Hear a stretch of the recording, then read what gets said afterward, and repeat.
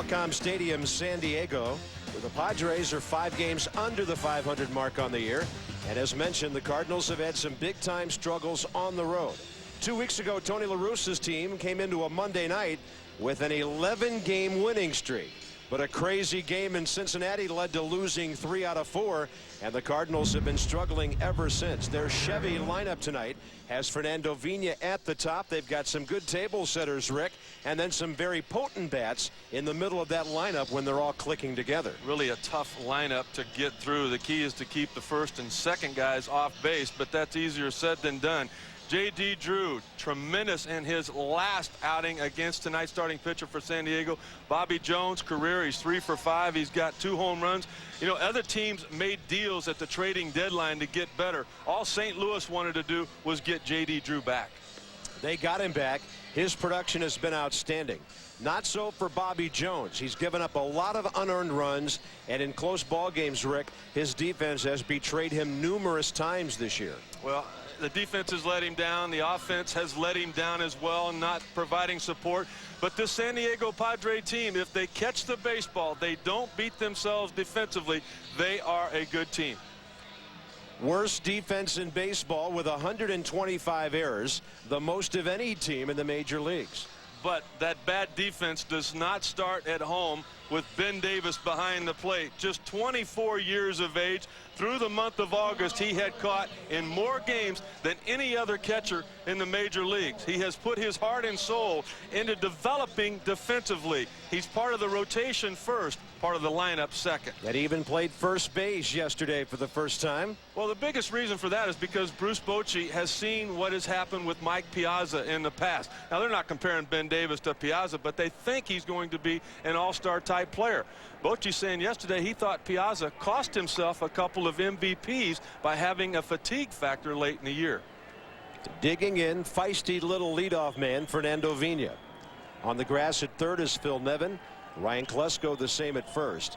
Opponents respect the bunting ability and the speed of Vina. Bobby Jones ready, outside target for the game's first pitch, and it's fouled off that way. Bob, you mentioned 23 unearned runs have scored with Bobby Jones on the mound. 5 of those in his last start, which was against these Cardinals. Jones just lasting an inning and 2/3, allowing 9 runs overall. Vina shoots one off to the left side again. This little guy is up among the league leaders in hits.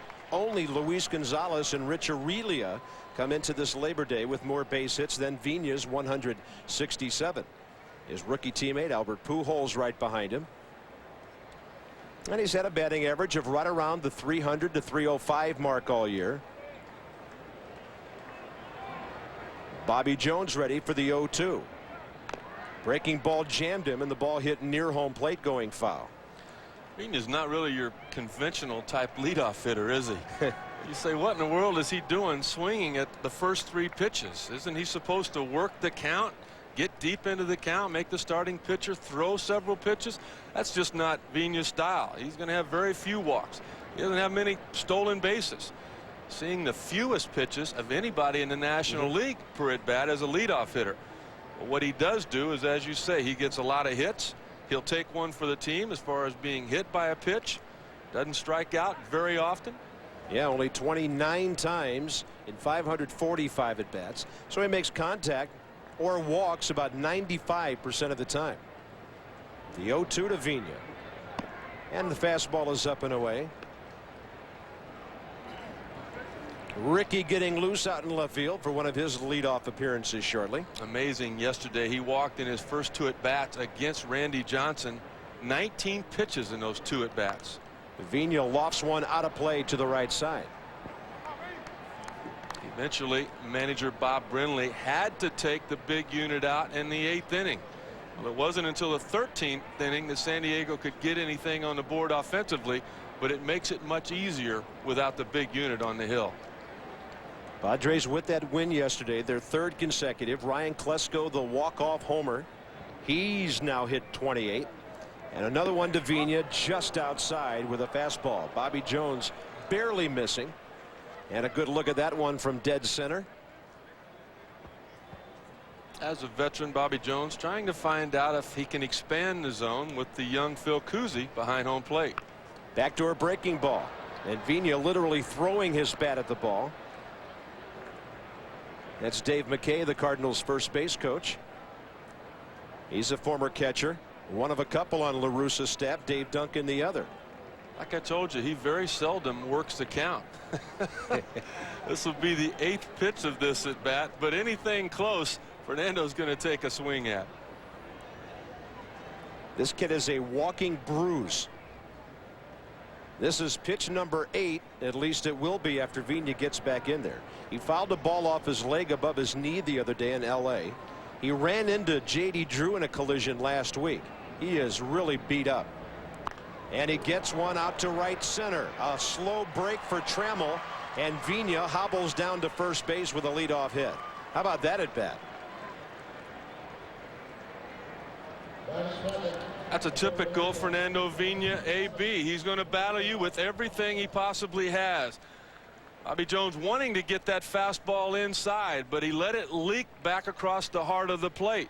It's so difficult to come in on Vigna because, as you said, he'll just throw his elbow out there on a pitch that might be a borderline strike, let it hit him, and do what he's done now, which is get St. Louis's offense going. Well, Vigna has been hit 19 times this year. He's at first base for Polanco, and this little guy has become a big story for the Cardinals. He wasn't a bad story last year when he hit well over 300. He just didn't have the playing time that Tony La Russa has given him this year. And going into the playoffs last year, when Fernando Tatis was in a big time slump, it was Polanco who got the bulk of the playing time at third base against the Braves and the Mets. Vigna started, then stopped, and Polanco, who's in a 4 for 25 slump, pops it up, and it's caught by Phil Nevin. Polanco, a guy who hits the ball on the ground and lines it a lot, but he's been popping up lately, and that's the first out for Bobby Jones. So after Polanco, the potent bat of a not quite 100% healthy, but getting better, J.D. Drew.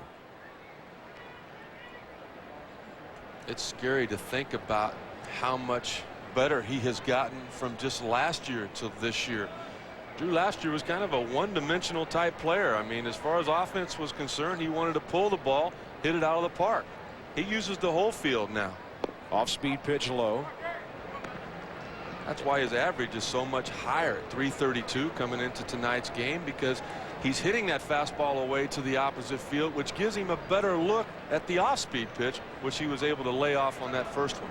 Great success against Bobby Jones in his career early for Drew. 3 hits, 5 at bats, 2 homers, and an off-speed pitch has him out in front. He's also gotten a lot smarter this year. That 1-0 count, that's a hitter's count. Take a swing like that. All right, if he fooled you, you've got to make an adjustment on the 1-1 pitch. But you'll see how aggressive J.D. Drew is on a 1-0, 2-0, 3-1 pitch. Bobby Jones 8-16 on the year, his 29th start. Vigna has him preoccupied at first base. Lesko holding there, and a lot of hitting room for Drew. The 1-1, and with that in mind, he throws one away. Ball 2 outside. Vigna's not really a burner at first base as far as the stolen base is concerned. If Bobby Jones just makes him stop, don't let him get a big running jump. He knows with Ben Davis's arm behind the plate, Vigna will have a lot of trouble. And I think you folks can tell by looking at this field, preseason football has already taken its toll on Qualcomm Stadium. Outfield is very patchy and beat up. Runner started, then stopped. Drew pops it up, and this ball will drift out of play into the stands on the left side.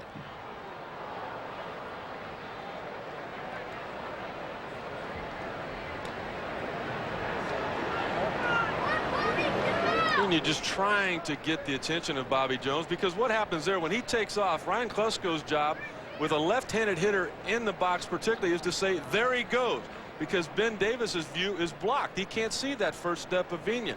When he screams, there he goes, it's right in the middle of Bobby Jones's delivery. 2-2 to Drew now. The rookie Pujols on deck. and Vina back easily. Fernando has stolen 15 bases in 20 attempts this year. First base umpire Mark Barron over there. Bruce Fremming, the crew chiefs, at second, and Jerry Meals at third. Here's the 2-2, and Drew called out on a pitch that he thought was inside. That's the second out here in the first, and let's check in with Dave Rebson. All right, guys, Sports Center in game. We had two Chicago White Sox and Indy in Chicago. 7.5 back coming in. Sox up 3-2 in the sixth. Not for long. Ellis Burks taking care of that. 3-run shot is 24th. It's 5-3 Tribe as they head to the eighth, guys. Well, the White Sox hoping to just make a lot of noise in that series, starting 7.5 back, only 2 games behind Minnesota. It's still mathematically alive for the White Sox, but they've got to beat Cleveland every time they get together in September. Here's the Rookie of the Year. The Cardinals feel Albert Pujols. Time asked and given by the umpire. Albert Pujols with a batting average 6th best in the league. He's in the top 10 in RBIs. He's just out of the top 10 with his 31 home runs. And his 10-game hitting streak is his 3rd double-digit hitting streak of the year.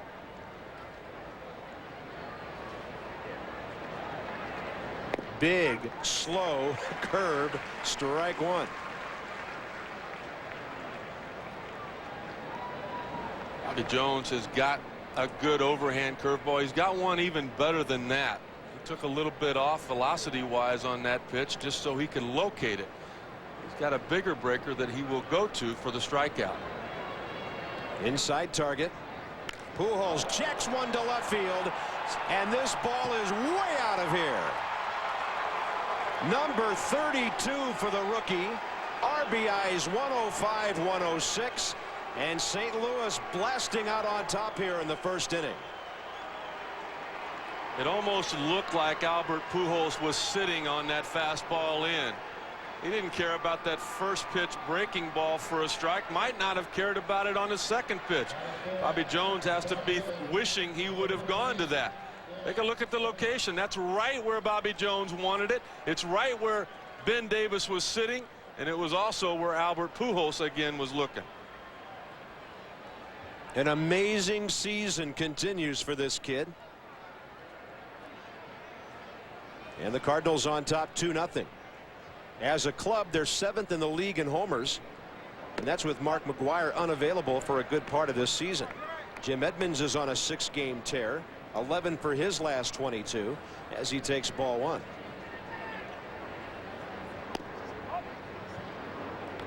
Edmonds wore out the Padres during that 3-game series in St. Louis last week.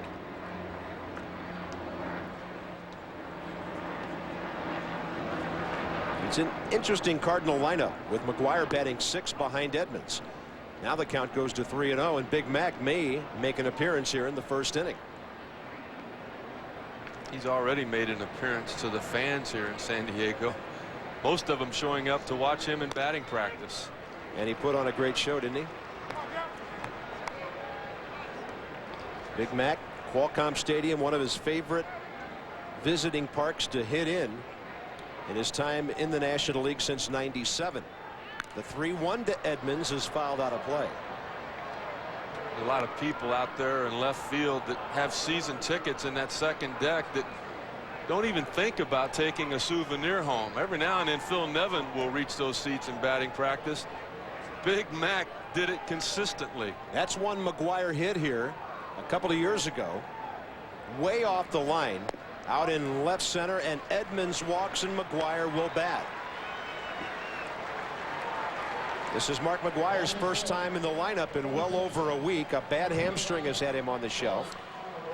And of course he thinks that's because he was favoring that knee that's been bothering him since off-season surgery last year. Rick Sutcliffe, that's the heaviest 192 in baseball right there. 576 home runs. Cameras and binoculars at the ready. McGwire, a high fly ball, deep left field. Where's this thing coming down? Into the glove of Ricky Henderson. It was as high as it was far, seemingly. On a lower drive by Pujols, St. Louis scores 2. Only the Colorado Rockies and the Houston Astros have scored more runs in the National League than the San Diego Padres have this year. They're nearing 700. The Chevys lineup starts with one of the great leadoff men ever in the game of baseball, the versatile Ricky Henderson, and then Klesko doing a big-time job in that number 3 hole. Yeah, but the guy Bruce Bochy chose to hit in the cleanup spot is Phil Nevin. The last 2 years he's been the Padres team MVP. Most people in San Diego think that he's going to be at least in the top 10 as far as the National League MVP is concerned this year. 33 homers, hit over 300 all year long, and now has over 100 RBIs. For the Cardinals against Nevin, Klesko, and that hard-hitting lineup, rookie Bud Smith. It'll be his 11th major league start. This guy was a huge winner in the minor leagues, and earlier this summer pitched in the AAA All-Star game here on ESPN.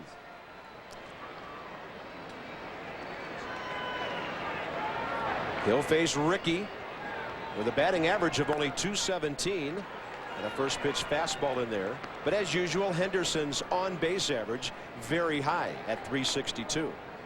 And he still draws those base on balls. But Smith has him locked up. Nobody's going to catch Ricky Henderson.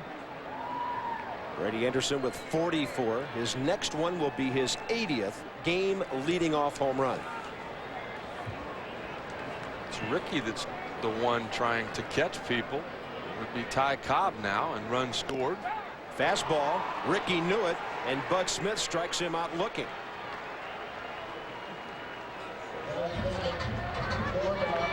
Bud Smith was talking before tonight's game about how he has faced Ricky Henderson before.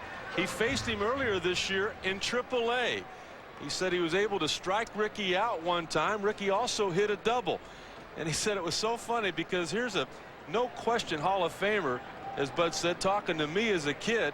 When he struck him out, as he went off, Ricky goes, "Hey, you got me, kid." And Ricky's like, Bud was going, he's talking to me. And then when Ricky hit the double, he said, "I got you that time, kid." Here's D'Angelo Jimenez, the shortstop. Now, are you sure Ricky said "you got me," or did he say "you got Ricky"? Oh, because he often speaks of himself in the third person. Well, Bud said one thing he did was he got Ricky called up to the big leagues the following day. That tells you how much playing the game of baseball, how important it is to Ricky Henderson that he would go down there to try to get back. A 2-0 pitch fly deep to right center. Edmonds is cruising for it, and Jim Edmonds puts it away for the second out. Ryan Klesko, after a dramatic moment here yesterday, will bat in the bottom of the first. What a different story it's been for him here in San Diego as opposed to Atlanta. And Atlanta, they platooned him. They said he couldn't hit left-handed pitching. Well, in the 10th inning, Bruce Bochy sent him up there to pinch hit against a left-handed pitcher. It didn't work out then, but it did work out in the 13th when he sent the Padre fans home happy. 28 homers, 108 runs batted in, and the rookie lefty has a strike.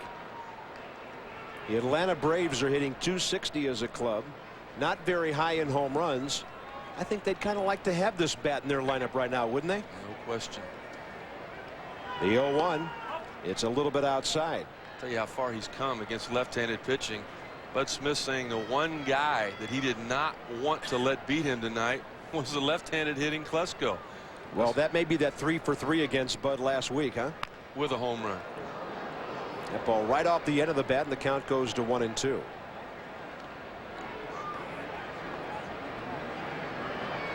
Klesko's not the only left-hander, though, that Bud Smith has had trouble with. Overall, left-handers hitting .362 against the 21-year-old. And we've heard that in the past about Tom Glavine as well. The right-handers don't like that changeup. There's a little squib at a third. Backhand play, Polanco. He guns out Klesko by a step. The versatile Placido Polanco at third base tonight. A 1-2-3 first for the rookie Bud Smith. Pujols, the rookie, the homer, the difference. Well, somebody put McGuire's helmet upside down. Maybe that'll change Big Mac's luck next time, as he almost got one out of here. The player you saw briefly in the background is Woody Williams, the ex-Padre. And here we go, top of the second, slow curve to Renteria. Edgar takes a strike. And here's a guy who's really come on in the second half of the season. His batting average was down around 230 into August. And another breaking ball low and away. A lot of junk so far from Bobby Jones.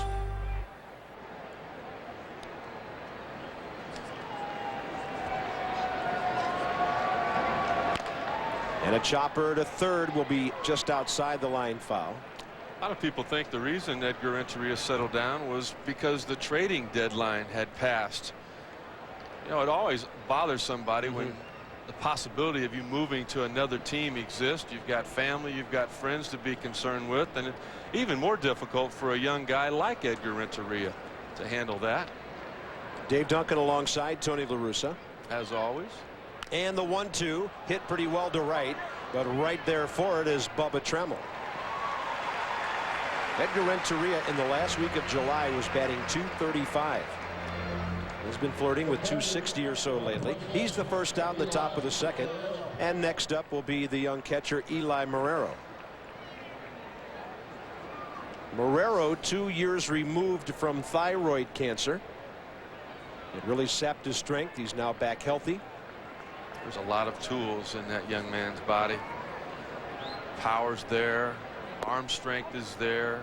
Speed, incredible speed for a catcher. Could develop into one of the best, but at 27 years of age, Tony La Russa wants to start seeing those statistics pop up. There's a drive right at Phil Nevin. Marrero couldn't have hit the ball any harder. And Nevin right there to stab it at the hot corner for the second out, and Bud Smith, the pitcher, will be the batter. This is one thing that you can never get to show up in the box score. That's a rocket. It should have gone as a hit. Fernando Vina got a hit earlier in the top of the first inning on a bloop that probably shouldn't have been. There's Bud Smith with a one-hopper out to short. Backhand by Jimenez, and the Cardinals go quickly in the top of the second. Phil Nevin will be the Padre leadoff man in the bottom of the second. We've got some serious power coming up next. It's Houston and Cincinnati. That means the Astros can try and shut down Ken Griffey Jr. At 7, the first place Astros take on Junior and the Reds. Then at 10. It's Arizona at San Francisco. And Joe, there's going to be some big offense in this game. Luis Gonzalez tries to protect his division lead when the D-backs face the Giants, and Barry Bonds flirts with 70. Bonds and Gonzalez in the same ballpark. Great action. Astros Reds at 7, D-backs Giants at 10. Wednesday Night Baseball this week on ESPN. The intensity of Tony La Russa. His defense has been an often changing one this year. And Mr. Pujols has played first, third, right field, and left like he is tonight. And it's really given Tony La Russa some flexibility as far as his lineup is concerned. Get certain bats in there against certain pitchers, guys that have good numbers, because of the versatility of his youngster. He's made 20 errors this year, but he's made a lot of good plays at different positions where he's been stationed. And a fastball up and into Phil Nevin gets the bottom of the second underway. Nevin, a former #1 draft choice who bounced around a bit. The Astros, the team that originally drafted him out of Cal State Fullerton in '92, to the Tigers 3 years later after Houston gave up on him. A stop at Anaheim and a shot out to short. Renteria got the glove down and scooped it up. And 4 straight for Bud Smith to start off the game. Next up will be Bubba Tremmel. That's really been the strength of this ball club. It has been put together by trades made by that man there, Kevin Towers. Getting Phil Nevin from the Angels for Andy Sheets. Picking up Bubba Tremmel, who's in the box now, for Donnie Wall. Ryan Klesko for Kilvio Veras. Just look at the lineup that's out there in place right now, and it is, with the exception of Ben Davis, not been through the draft. It's been through trades. Bud Smith ahead of Bubba Tremmel, who's 0 for his last 9.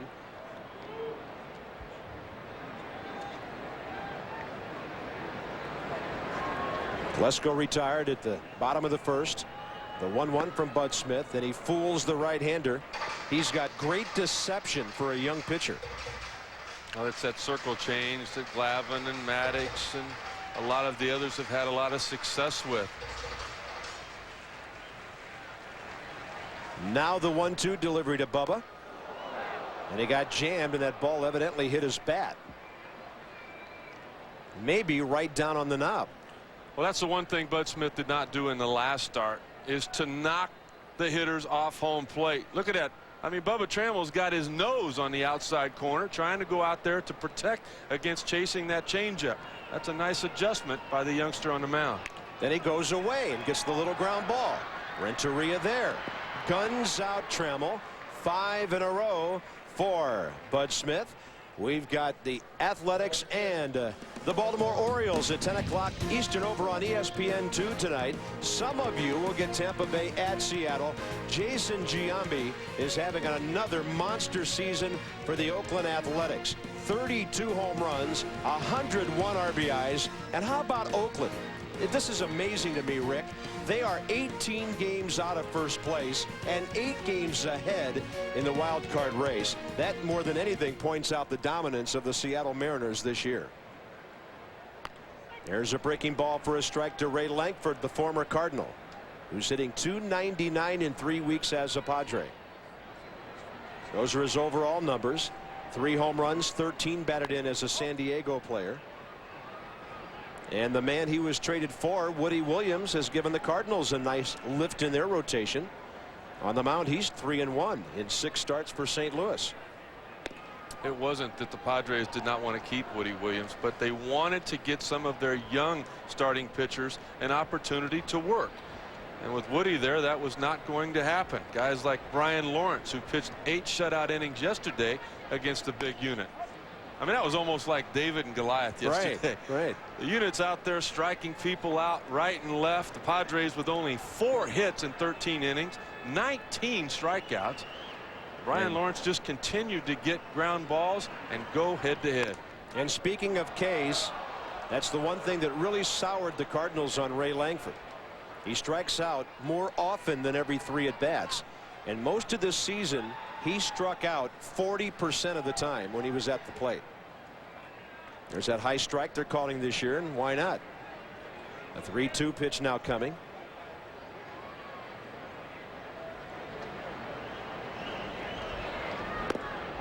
And a fastball that misses just off the plate inside. So the Padres have their first base runner. A 2-out walk for Ray Lankford here in the second. That'll bring up their young catcher, Ben Davis. Maybe starting to show some signs of fatigue. He hit under 200 in the month of August, but this man has made some remarkable strides as far as an everyday player is concerned.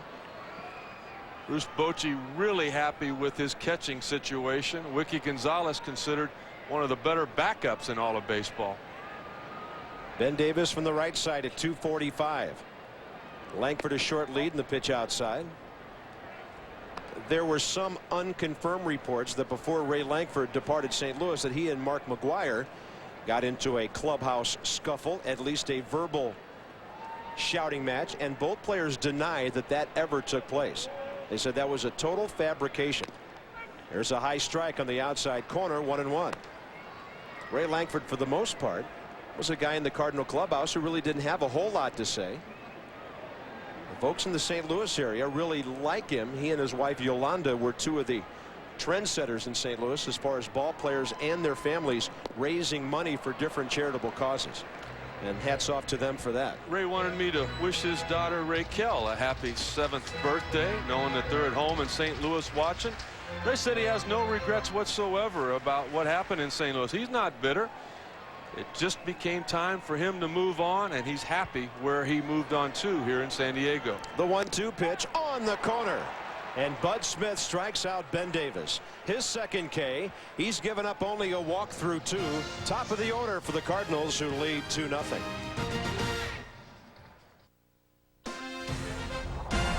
ESPN's Major League Baseball is brought to you by Nissan, Driven, and by MasterCard. There are some things that money can't buy. For everything else, there's MasterCard. Top of the third here in San Diego, 2-0 St. Louis on the Albert Pujols home run. And Fernando Vina, who led off that first inning with a base hit, starts it off here again. Bobby Jones gave up his 33rd home run on that swing by Pujols. 2 outs after Vigna blooped one to right center.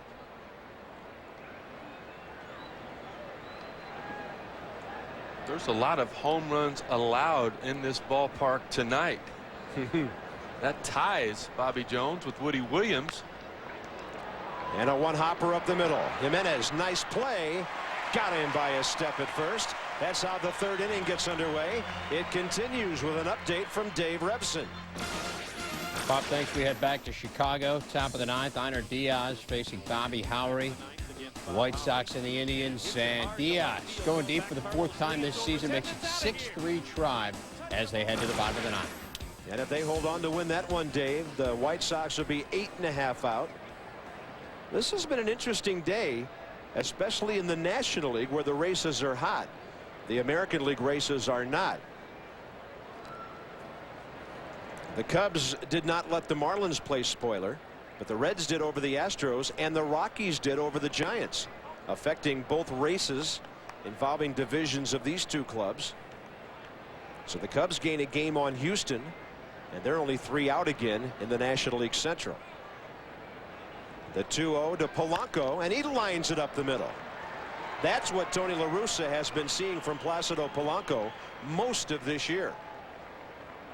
The Cardinals, a lot of them to a man, consider Polanco the team MVP this year. He's really been an unsung hero.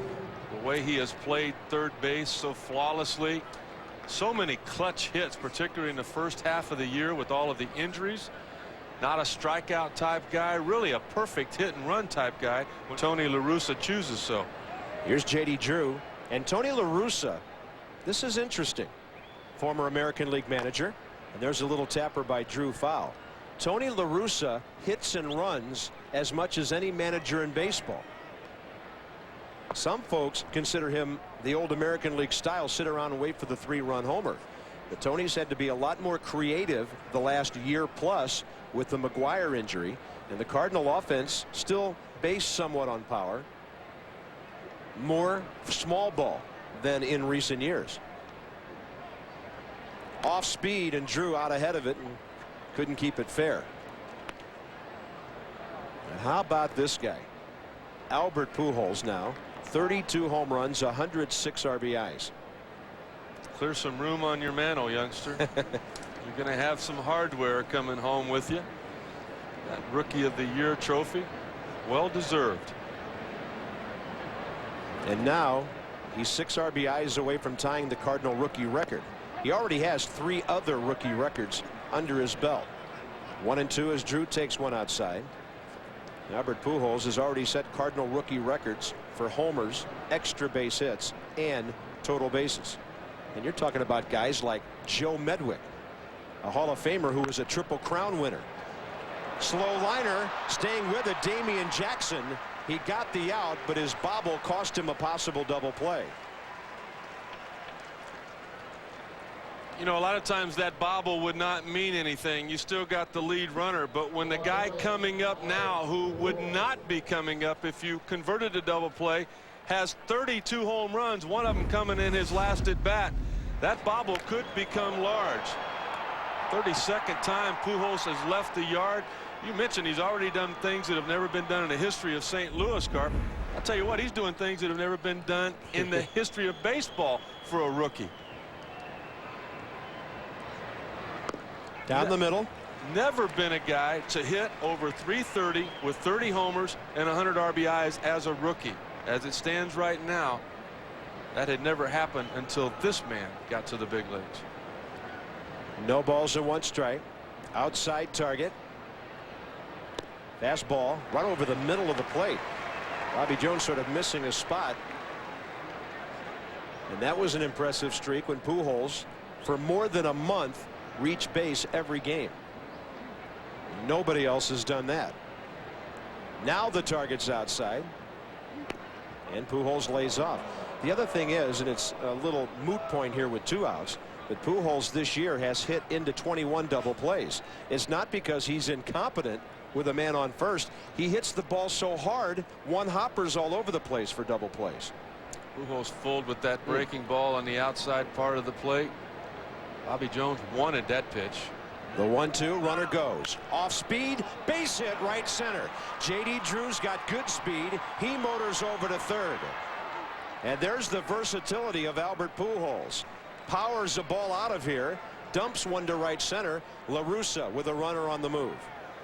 And the intelligence of Albert Pujols to realize he almost got rung up striking out on the previous pitch. Bobby Jones came right back with it. But this young 21-year-old matured. He knew that he better expand his zone a little bit. J.D. Drew off and running with 2 outs. It's certainly a straight steal on his part. But as you said, movement on the part of Tony La Russa. You get the defense out of position, and you get a man at home plate with an opportunity to put 3 on the board. And a big man that is. Tony La Russa hoping for a 2-out RBI from Jim Edmonds, who 1 month ago had an RBI total in the mid-50s. Now he's flirting with 90.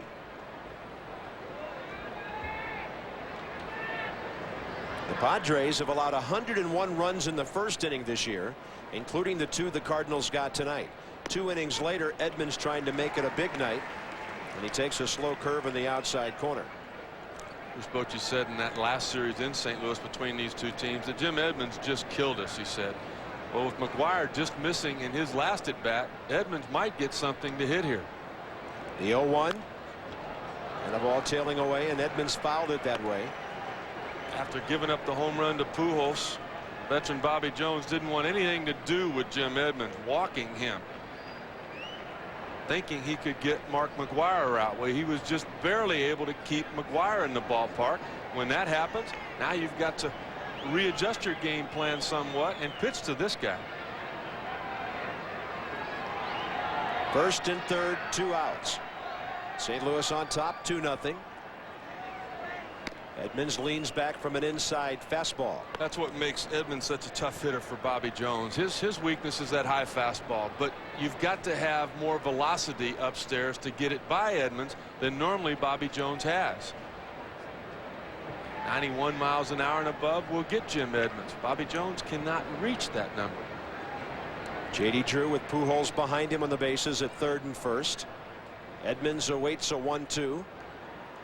Way inside, the count goes even.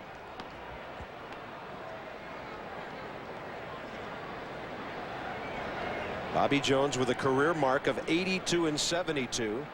Bruce Bochy got him after an outstanding season with the Mets, 11 and 6 last year. He's always had a high ERA. He's always been a hittable pitcher, but for the most part a winner. The 2-2. Edmonds skies it a mile high out to center. Twilight time here in Mission Valley, and Ray Langford puts it away. Cardinals leave a couple. They've left 3. Mark McGuire will lead off next inning. St. Louis still on top, 2-0. ESPN Holiday Baseball from San Diego. Bottom of the third, St. Louis on top, 2-0. Damian Jackson, the number 8 hitter for the Padres, their second baseman, leads off. There's a guy who's done some leading off in his career, and respecting his speed, Polanco is on the grass at third. Padres without a hit. They've had 1 base runner, a 2-out walk by Ray Langford last inning. Bud Smith changing speeds, getting ahead.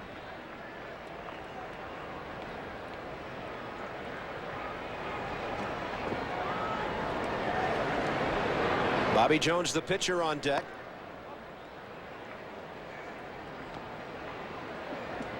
A lot of changes for Tony La Russa's ball club, particularly the pitching staff from a team that won 95 games last year. The only constant for him has been Darryl Kyle. Last year he had Rick Ankiel, Pat Hinken, Andy Bennis, and Garrett Stevenson. Now the other 4 start with Bud Smith, Woody Williams, Dustin Hermanson, and a guy who will be flirting with 20 very quickly, Matt Morris. He has really been something for St. Louis this year. At the All-Star game in Seattle, everybody in the National League talking about his potential, his demeanor. There's a look at the youngster. Young man out of Seton Hall. Change up for the strikeout. Damian Jackson way out ahead of it. Number 3 for Bud Smith. And he'll face his opponent, Bobby Jones. Well, it's the same thing that he's been doing the first 3 innings. The off-speed pitch away, set up by the good fastball on the inner half of the plate. One thing that Cardinals would like to see more of out of Bud Smith is command of his breaking ball. A little get-over breaking ball to begin with, and then that sharper curveball to finish certain hitters off with, particularly left-handers. Bobby Jones fouls one back. He's had 7 base hits this year.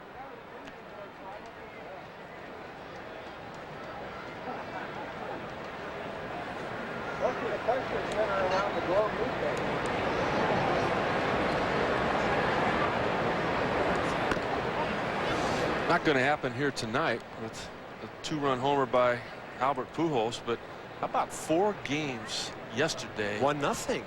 First time in Major League history. Wasn't that something?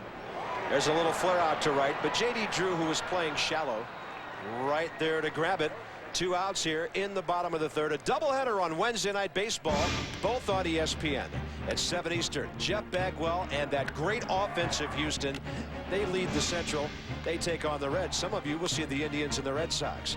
At 10 Eastern, Luis Gonzalez and the D-backs in San Francisco to take on Barry and the Giants. Some of you will get the Cardinals and the Padres here. And in that game, the expected pitching matchup in San Francisco, Curt Schilling 19-6, Russ Ortiz, who is 14-8. 2 outs, bases empty. Ricky Henderson stepping in. 18 hits away from 3,000. 11 steals away from 1,400. And as Rick mentioned earlier, chasing the all-time Ty Cobb run scoring mark. Pretty good command by Bud Smith in this one so far. After falling behind 1-0, a fastball up and away. Ricky only 12 runs away from Ty Cobb's all-time mark. And a month to do it. The 2-0. A big swing and a foul. Just incredible to think about the names of the people Ricky Henderson has passed this year in runs scored. The names of the players that Tony Gwynn has passed the last couple of years in hits. And as always, the guys Big Mac has passed and are after in the home run. Well, Mark McGwire's next stop will be Frank Robinson. McGwire 576, Robinson 586, and McGwire has done that. This is really amazing. In about 4,000 less at bats. Now that is incredible. Low and away, and the count to Ricky Henderson goes full 3-2. And speaking of history, Tony Gwynn. And it's a shame Ricky can't play hardly at all now. The best pinch hitter ever, are we looking at? Best pinch hitter right now, I promise you that. Bruce Bochy begging him to come back and play next year just in that role. Henderson walks, number 2,131. He's aboard with 2 outs for D'Angelo Jimenez. Not only did he walk at being Ricky Henderson in his first 2 at-bats yesterday, but he was able to steal second base in both of those at-bats. The legs for Ricky still working. 19 stolen bases on the year. 1 more, obviously his 20th. That would be the 23rd straight year with at least that many. Oh, you can reserve a couple of plaques in Cooperstown for those guys. Ricky going, don't even throw it, Marrero. Totally stole that on the pitcher. And then on top of that, it was an off-speed breaking ball. And that's number 1,390. He just, even now, after 23 years at the big league level, finds a way to touch home plate and help his team win ball games. The 0-1. Crowd's getting excited for the first time. Now I know what he was saying to McGwire, Ricky. Rick, he said, hey, Mac, I'll see you later. I'm not going to be around long, Big Mac. If you got something to tell me, say it quick. And then he saw Vigna not even taking a throw, so he went in standing up. 1-1, change up outside. And everybody in this ballpark, with the exception of the guys in Cardinal red and gray, We want to see a base hit here and get Ricky 1 run scored closer to Ty Cobb.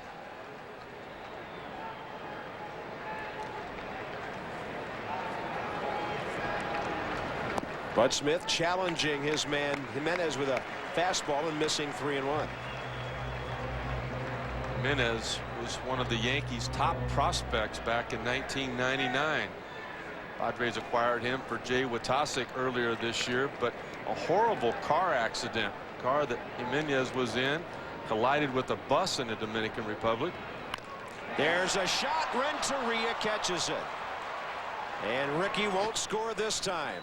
Mark McGwire, his ex-teammate, will lead off in the top of the 4th. St. Louis on top, 2-0. Mark McGwire hit the night's longest ball earlier, but the problem was it was too high, and it was caught by Ricky Henderson. Second at bat, fair ball down the line for Nevin. And McGwire retired, leading off the top of the 4th.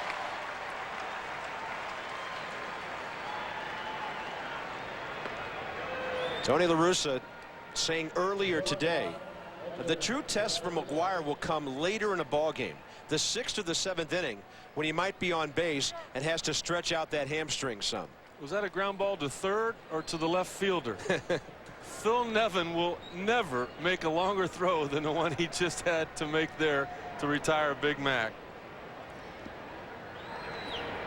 And a slow breaking ball in there for Renteria. Edgar fly to right first time up. Cardinals have 4 hits, all from the top 4 spots in their batting order. 2 of them by Albert Pujols.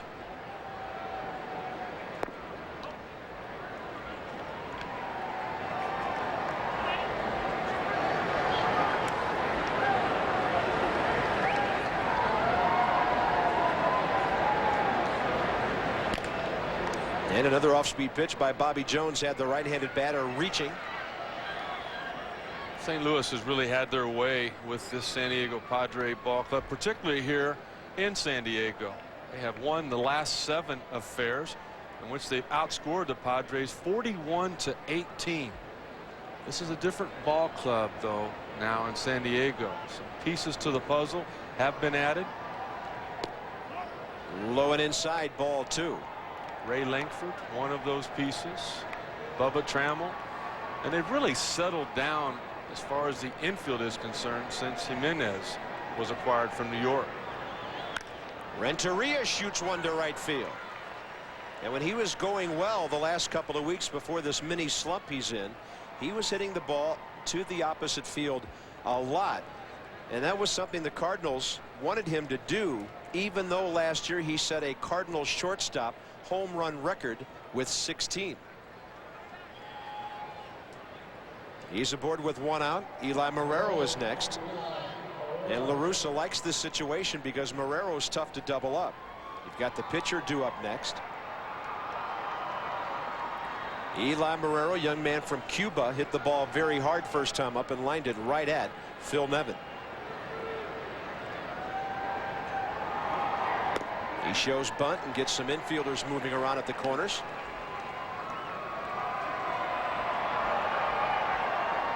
I really thought this guy Marrero was going to turn out to be a power guy. We know that the cancer had something to do with those numbers being down, but in the early 90s I saw him in Louisville on a rehab assignment, and he was hitting balls out right and left at the AAA level. He's a free swinger. He's got a big swing, and that is a fair ball. Well done by Nevin. Marrero, I don't know if he thought that ball was going to be foul. He didn't leave the batter's box right away. Carp, you're exactly right. That's a young mistake. You're supposed to play catcher tonight, not umpire. To begin with, he starts out thinking that he's an umpire. All right, look at that. Why am I standing there?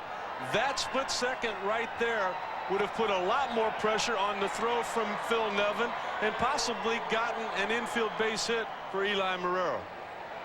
Here's Bud Smith with a runner in scoring position and 2 outs.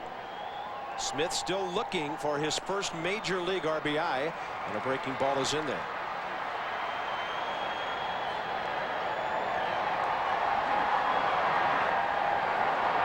This guy hit a couple of home runs in the minors. He had a real live home run bat when he was an amateur player. I had to ask him where Los Angeles Harbor Junior College was at. That's where he had that success that you're talking about. Hit 17 home runs there in that 1 year. The Cardinals eventually drafted him in the 4th round. He said the difference was getting used to the wood. He said he didn't get to swing the bat a whole lot at the minor league level. Expects to hit some home runs up here at the big league level.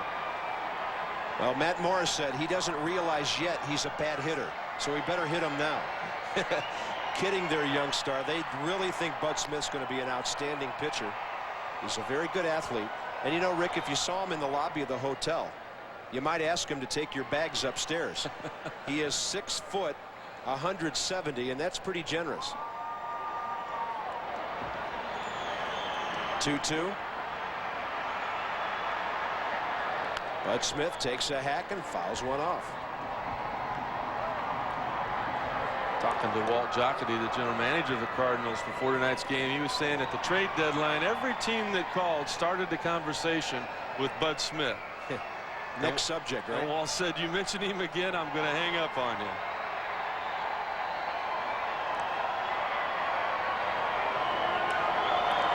The 2-2 delivery is fouled over there. Rick Ankiel is with the Cardinals right now. It's what you would call sort of a call-up, but he's not activated.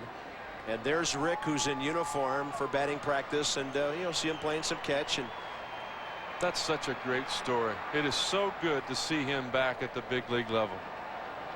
I asked him the other day in LA what he learned about himself and all that time at single-A ball this year, and he said, I learned that the game can be fun again. What he went through last year and early this year was not fun at all. Ricky Henderson takes the fly ball of Bud Smith. Cardinals strand their 4th runner of the night. Ryan Klesko leads off, and then the power of Phil Nevin.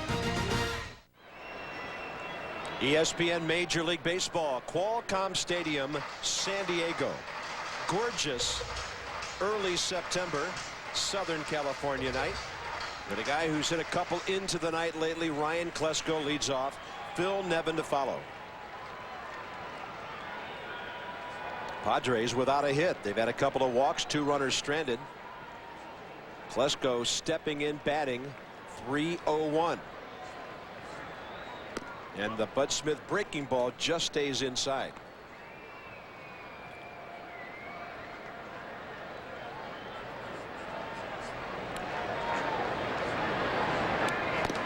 There's the fastball. Now Bud Smith can be sneaky fast because of his good changeup.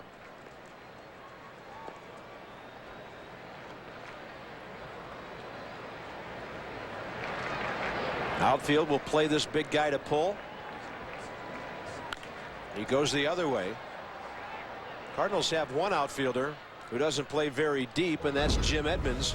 Nobody could catch this one yesterday off Byung-Young Kim. Well, Ryan Klesko thought he was going to have the day off with the big unit on the mound. Most left-handed hitters do find themselves on the bench, but when the big unit came out, Klesko came in and was a hero for San Diego. Yeah, Klesko said to his manager, Bruce Bochy, I thought I was going to get the day off. And Boch said, if you'd have hit one in the 10th inning, you wouldn't have had to play in the field. As it turned out, it took 3 more innings, and the Padres got an emotional win over the Diamondbacks. And a bouncer foul outside first. This is the first year for Ryan Klesko that he's ever driven in over 100 runs. He would have done it last year at 92 RBIs for San Diego, but he had a shoulder injury that kept him from lifting the second half of the year, and he lost a lot of that strength. 2-2 the count. Klesko leads off bottom of the 4th, and he hits one high in the air out to center. Jim Edmonds under it, still battling that twilight here, and he finds it. Edmonds, a Southern California boy, he knows all about these conditions out here, and he plays as shallow as any center fielder in baseball. Well, that's not a bad thing to do here in San Diego, where at night the ball just does not carry well. Klesko frustrated, thought he had something from Bud Smith to work with, and after going 3 for 3 against Bud last week, he's 0 for 2 tonight. Here's Nevin, who bounced out to short first time up, and the backdoor breaking ball stays outside.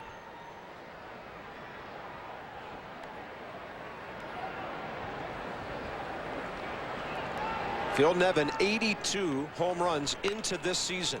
He's added 33. Near the line, J.D. Drew for this one. 2 down. And Bud Smith neutralizes a couple of big power hitters.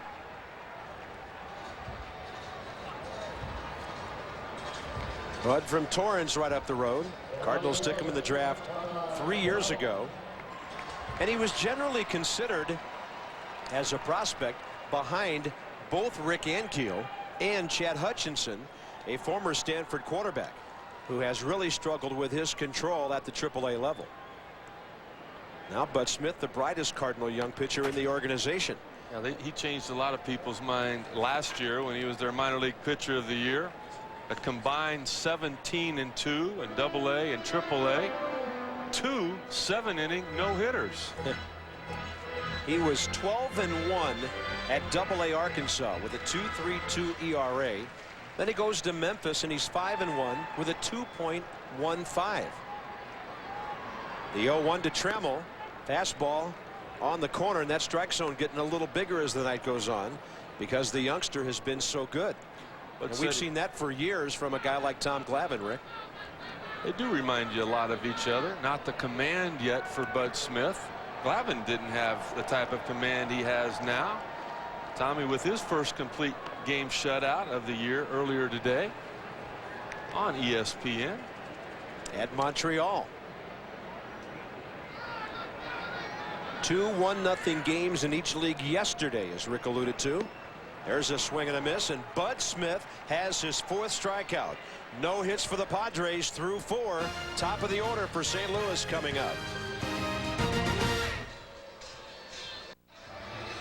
ESPN Major League Baseball, Labor Day evening in Mission Valley, San Diego, Qualcomm Stadium. And the Cardinals in the thick of the wild card race. They are 6.5 back of Houston in their division race, so a much better shot here, but trailing 3 solid ball clubs. And Rick, that's the problem you have in the wild card. It's tough for multiple clubs to lose for you on a nightly basis. Toughest thing for the Cardinals is winning on the road. They've got as many home wins as the Seattle Mariners do this year, but Cardinals have not found a way to succeed away from Busch Stadium. 45-25 at home, 28-38 away from Busch Stadium. Lost 2 out of 3 just recently up in Los Angeles.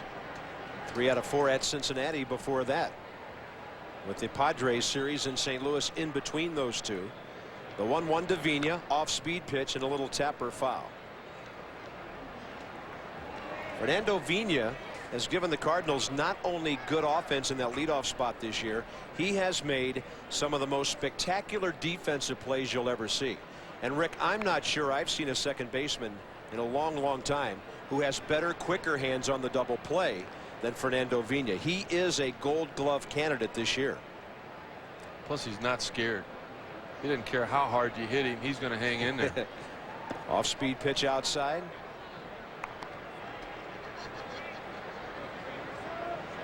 And the Cardinals still can't figure out the call they got in Cincinnati 2 weeks ago tonight, when Vina, charging a ground ball right at him, was called for obstruction on a runner, and the umpire said the ball was by Vina. He was coming straight in for it.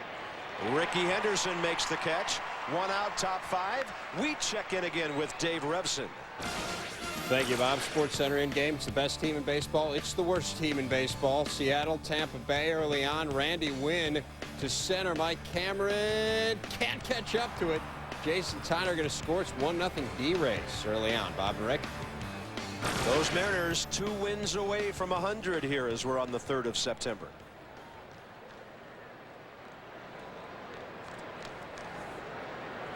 Next up, Placido Polanco for St. Louis takes a big bending curveball for a strike. Rick was alluding to the Cardinals' home record. Comparing that to Seattle, they are 45-20 at home. Up the middle, Polanco's got a through the wickets base hit, and he's 2 for 3. And that's his game, hitting it on the ground. You don't see him pull the ball that often. He loves center field and right field. You know, he's got to be a lot like Tony Gwynn in the fact that he has so much strength in those hands and in his wrist. Tony had some weights in spring trainings for years that he actually had weights that he could screw into the knobs of his bat just to work on that hand strength. You saw Polanco there, kind of fooled, but able to just throw the wrist at it and hit a bullet past Bobby Jones. He's on for the second time, and here's J.D. Drew, who's 0 for 2. How about this with Polanco? His 39th base hit to center field was that one. And Drew trying to move him along. Polanco's had 49 hits to left, 43 to right field. He's just such a smart player. He's got 9 stolen bases this year and only 11 attempts. Off speed outside, and J.D. seeing a steady diet of junk from Bobby Jones tonight. But the fact that Bobby Jones has fallen behind in this at bat probably goes to the disturbance that Polanco is creating over there at first base. And there's a disturbance in the on deck circle.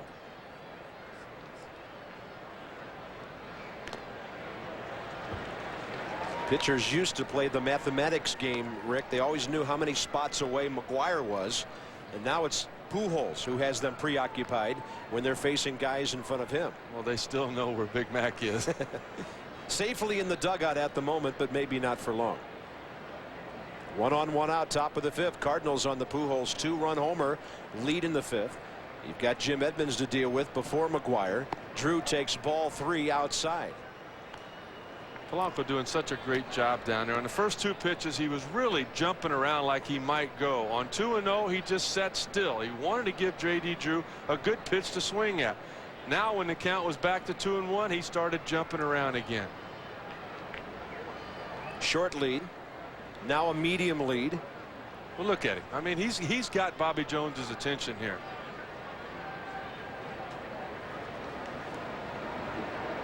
Only Kurt Schilling, Greg Maddux, and John Lieber with fewer walks per 9 innings than Bobby Jones this year.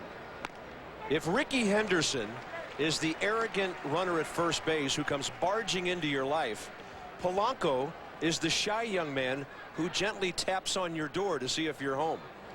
He is such a nice kid, but I tell you, he is a warrior in between those lines. Don't let that baby face fool you. 3 balls and 2 strikes. La Russa normally does something with the runner here. Polanco is going. Off-speed pitch. Drew strikes out, and Polanco kicks the ball into left center. Somebody better come after it. Oquendo's going to send him. He will score. 3 bases on a steal by Polanco, and the Cardinals lead 3-0. The outfielders reacting very, very late. Well, there were 3 guys that reacted late on that ball. It started with the shortstop, D'Angelo Jimenez.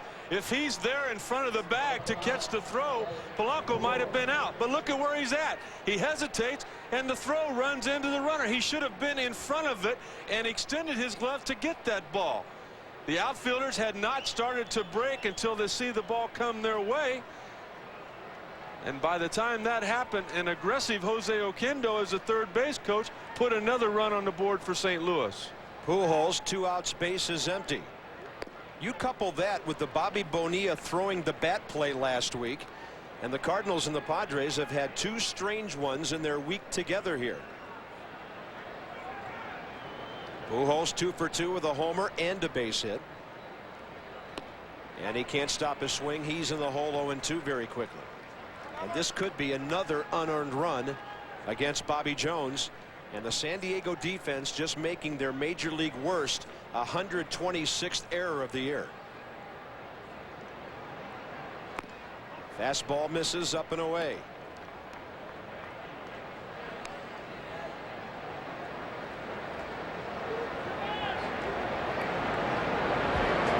One and 2 to Pujols. Now a step out and a step off. You know what's interesting about that play? And there's another look at the shortstop, Jimenez, slow getting to the bag. Polanco is now considered what Oquendo used to be considered by Cardinal fans, a versatile secret weapon. A single, a steal, an aggressive base runner, an aggressive coach, an error, and St. Louis leads by 3. St. Louis lead now 3 as the Padres, still without a hit, come up in the bottom of the 5th inning. We'll take a closer look at that crazy play in a moment. Rick's got some interesting thoughts on it. And a swing and a miss to the ex-Cardinal Ray Lankford, who walked first time up. Same situation for the Padres here. They were in yesterday when they did not get a hit off the big unit until Phil Nevin's single with 2 outs in the bottom of the 6th. Perfect pitch almost. Smith just missing the corner, and the count's 1-1. He struck out 4, walked 2, no runs, no hits. Changeup, well hit, left center, chasing at Pujols near the track, and that's the longest Padre hit of the night. Here's what cost San Diego that 3rd run by their young shortstop. It's a slow curveball. You can see it coming. Look how slow it takes to get there. You know Polanco was off and running. Now as a shortstop, you've got to come get that throw. You almost have to pretend like you're a first baseman, knowing the guy's going to beat the throw, coming off the bag to save your infielder an error. Come get the throw now. Come get it. See him right in the baseline? That's not far enough in front. And that's something that you know with the outstanding infield instructors the Padres have. Alan Trammell at first base, Rob Piccolo, Tim Flannery. They will talk to the youngster about, and they will keep that from happening again. There's Rob Piccolo. Trammell, of course, coaches first. Flannery coaches 3rd. Bud Smith to Ben Davis, a strike 1 count. And he goes with a fastball and gets him 0-2.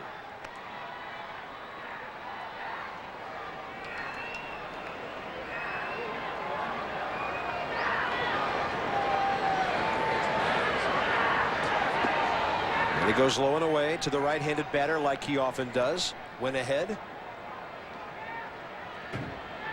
Because that changeup is so good, it's almost like he throws as hard as the big unit. And a ground ball to short. Renteria plays it for the backhand side. On target to McGuire. And Bud Smith is almost now through 5. You got to like this if you're Dave Duncan, seeing a youngster who got pounded in his last start just 5 days ago against this same team, being able to make some adjustments, not being intimidated. You can look into the eyes of Bud Smith and tell that he feels like he's going to win every time out. Dave Duncan got a lot of credit by Tony La Russa for something he did a few days ago with the ex-Padre Woody Williams. More on that in a minute. Damian Jackson, the batter, 2 outs, bases empty. Friday night in Los Angeles, Woody Williams threw a complete game. A 4-hitter beating the Dodgers 5-1. Prior to that game, Woody got a suggestion from Dave Duncan. They added a little slider to his repertoire.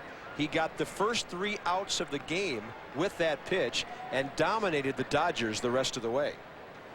Duncan's kind of had a history of rejuvenating veterans' careers. Dave Stewart, Bob Welch, Rick Honeycutt, Dennis Eckersley. 1-1 pitch out of play to the right. And of course the Cardinals have done a nice job of bringing Matt Morris along. There's the Bud Smith nearly perfect line so far. Matt Morris had Tommy John surgery a couple of years ago. Cardinals didn't throw him onto the mound to start last year, Rick. They worked him steadily in from the bullpen, and the Braves have used that model a bit with the resurgence of John Smoltz. And look at that pitch by Bud Smith. 5 strikeouts, 3-0 St. Louis. Edmonds, then McGuire, when the Cardinals bat next. ESPN's Major League Baseball is brought to you by Isuzu. Isuzu, go farther. And by New Balance, makers of performance footwear and apparel. Top of the 6th inning, beautiful night in San Diego. Cardinals 3, Padres without a hit, nothing.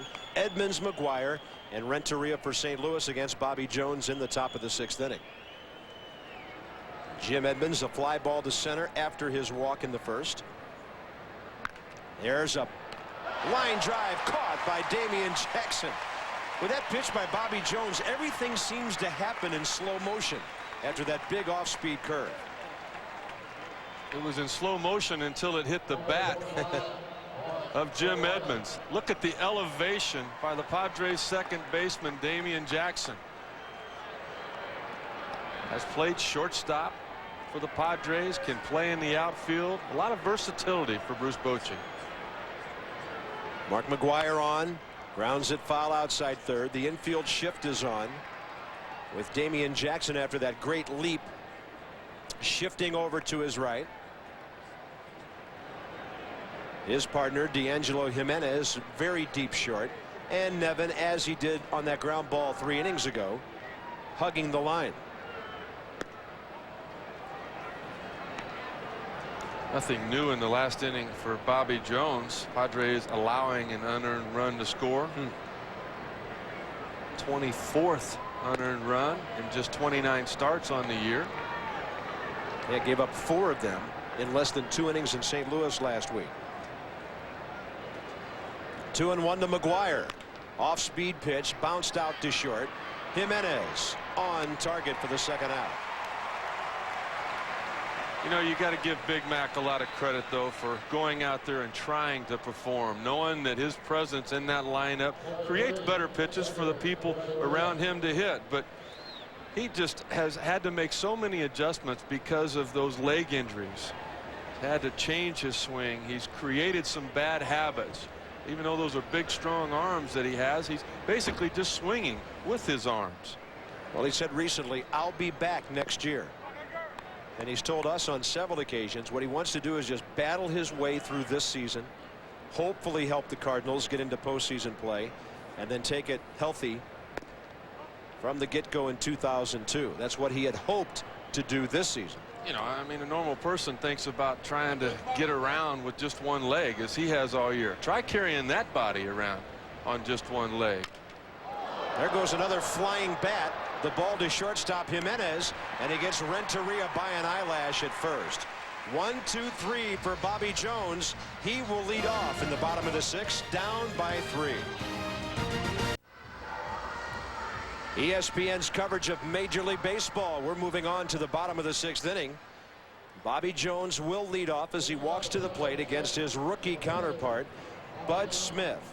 5 strikeouts, 2 walks. Pitch count very reasonable through 5 at 71. Bobby Jones flied to right first time up, then the top of the order with Ricky Henderson and D'Angelo Jimenez.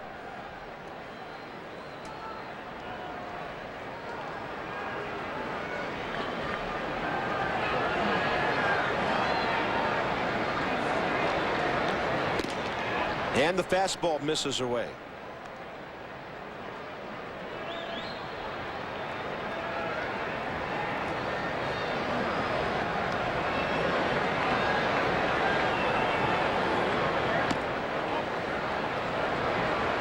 Seven consecutive batters retired by Bud Smith since the 2-out walk by Ricky Henderson back in the 3rd. He stole second, the only Padre to make it to second base tonight.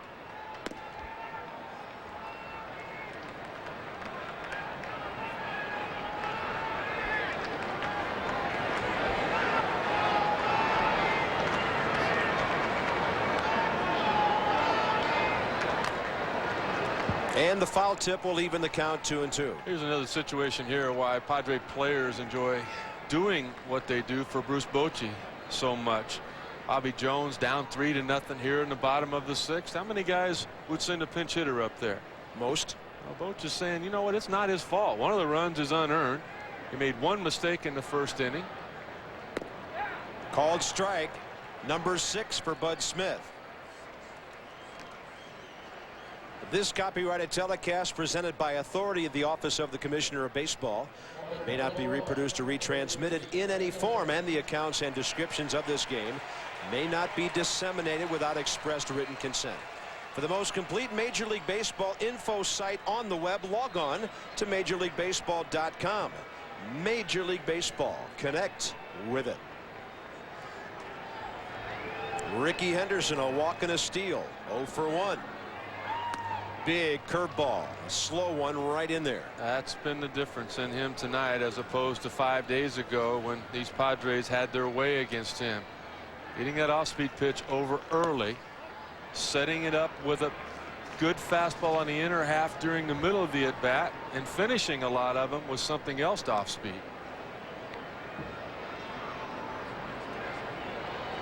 The 1-1. There's the half good swing and a foul. That's a good fastball on the inner half. At times against the right-handed hitter, he'll put a little finger pressure on the outer half of the baseball, creating a little movement in onto the hands of the right-handed hitter, as he did there with Ricky Henderson. Cut fastball, if you will.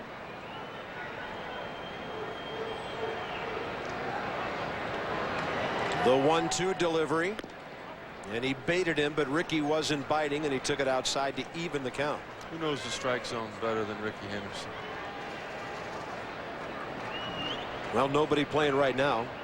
Maybe the two best on the same team. Tony Gwynn, who might be the other. The 2-2 outside. They differed in one respect, though, that Tony Gwynn has a bigger strike zone at which he has more pitches that he can handle than anybody that we've seen in the last 20 years. He can get on top of that high fastball. He can hit the ball 2 inches off the ground. 3-2, high and tight, and Bud Smith has his third walk of the night. And there's a running threat walking down to first base. Ricky's there with one out. Jimenez the batter, then Klesko.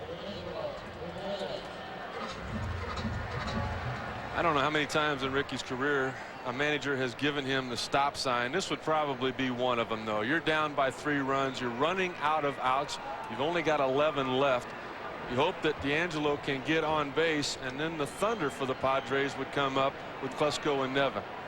Well, maybe this time he says, McGuire, Ricky's hanging around for a while. We'll see. He's hanging around on the first pitch, and suddenly Bud Smith unable to find the strike zone a bit. He's going to do what Polanco was able to do to Bobby Jones when Bobby fell behind in his at bat against J.D. Drew. Ricky's going to try to distract the youngster, and nobody has been a bigger distraction over the years than Mr. Henderson. Part of Cardinal lore, the great Lou Brock, who Ricky passed. He was a guy who would arrogantly get on first base and take a big lead and dare you to throw over. That's another ball, and Marrero will go out and talk to his pitcher now. So what's this conversation about, partner? Well, it's about throwing strikes, and I would imagine Dave Duncan's not far away from coming out and saying the same thing. Marrero has so many tools athletically behind home plate. He's not the mind and the game calling of a guy like Mike Matheny, who is the other catcher, the starting catcher normally for St. Louis. 2-0 the count.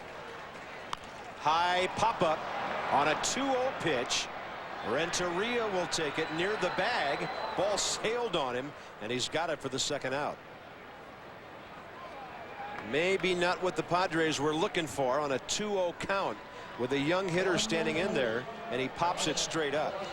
Well, a lesson for young hitters listening to our broadcast: on a 2-0 or a 3-1 count, if you do not make contact, make sure you're well out in front of that pitch. Don't get jammed or chase a bad pitch as D'Angelo Jimenez did there. I mean, that's why managers give players the green light. 2-0, 3-1 is because they're going to take a good swing. That was not there. 0 for 2 is Klesko. He tried to tee off on a big breaking ball that got away from him. He was swinging literally from the heels there. All right, Big Mac doesn't count because he's almost unhuman with his strength. But nobody, with the exception of Big Mac, hits the ball any harder or swings any harder than Ryan Klesko. No balls, 1 strike. I guess when the Padres played the Dodgers and Klesko swings 1/2 inning and Gary Sheffield the next, some air definitely leaves the ballpark on that night. Pretty amazing about both of those guys that they hit over 300 just about every year as well. Cardinals have some activity in their bullpen here in the 6th inning. It's another one of their young pitchers who they brought back from injury this year, Luther Hackman.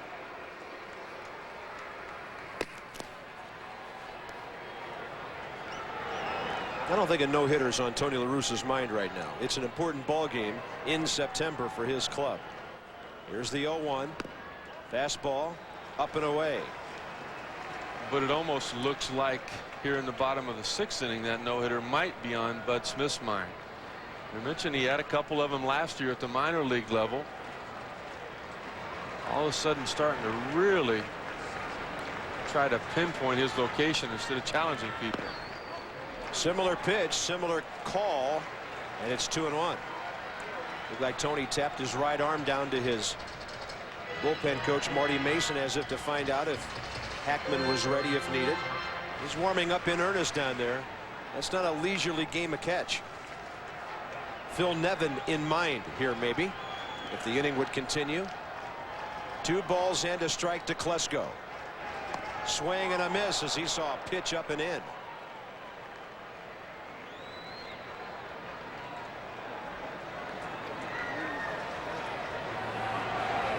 Looks like Ryan Klesko expanding that zone a little bit. What could have been ball 3 ending up being strike 2.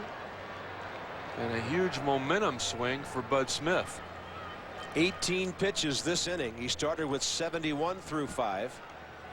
The 2-2 delivery. Ricky going. High fly ball right field. J.D. Drew. It's foul. It's in the bullpen. And he's got it right up against the rail. A tricky little configuration of those seats down there.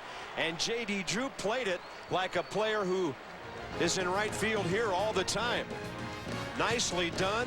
Padres gone, and we go top 7. Still no hits for San Diego. Top of the 7th, Eli Marrero for St. Louis, and a curveball from Bobby Jones, strike 1. Bud Smith in the on-deck circle, and then Fernando Vina. ESPN Major League Baseball from San Diego. Bob Carpenter, Rick Sutcliffe. St. Louis trying to win a game on a day when the Cubs ahead of them won, and Houston, the first place team, lost. There's also wild card ground to be gained on the Giants, who were beaten by the Rockies today. And Marrero a swing and a foul tip. Rick, how about that play by J.D. Drew down there? Well, look at all of the difficult factors there. You've got a mound to go over. You've got steel for the stadium fence. You've got people wanting a souvenir, but you saw the peak down. J.D. Drew looking down, knowing where that mound was, taking the big step to get over it, focusing on that baseball. But more important than anything, him having the speed to get to that ball. Why is that important? If Klesko were to get on and not retired, as Drew did there, would have brought the tie-in run to the plate and Phil Nevin. And a bouncer out to Jimenez. Marrero almost beat that routine grounder out. We check in with Dave Revson again. Thanks, Bob. In Seattle, Mike Cameron. The Mariners down 1-0. Sac fly right here. It's going to score Ichiro. That ties that ball game up at 1, and that's where it stands right now in the top of the 3rd. And in the Berg, game 2 of a twin bill with the Brewers. 2-2 ball game. Craig Wilson bound to the 9th, and that is the ball game. The home run wins it. Pirates salvage a split, taking that one 3-2. Bud Smith for the Cardinals, top of the 7th, and he takes ball 1. Thank you, Dave. Kind of a weird schedule today for Labor Day, a national holiday, and 8 teams did not play today. Sort of a gaffe in terms of the schedule, especially when you consider a team like Minnesota Twins not playing, the Royals not playing, teams that could benefit from some nice exposure on holidays. And a fly ball by Bud Smith out to center. Right there is Langford for the 2nd out. Top of the order now, Fernando Vina. In-game box score for the Cardinals. It's all come from the top of the order with the exception of 1 hit by Edgar Renteria. Pujols the big blow, the 2-run homer in the 1st. And then that crazy play in the 5th on a Polanco hit. A steal of 2nd. Ball hit his foot. Goes into left center. He picks himself up and scores all the way. The unearned run gives the Cardinals a 3-0 lead. And it's brought to you by Home Depot, the St. Louis in-game box. Only one mistake by Bobby Jones. The bloop by Fernando Vina to start the 1st inning, And then the mistake we saw to Albert Pujols after that with 2 outs. And a strike to Vigna. Fernando 1 for 3 tonight. Catalyst of that first inning 2-run rally.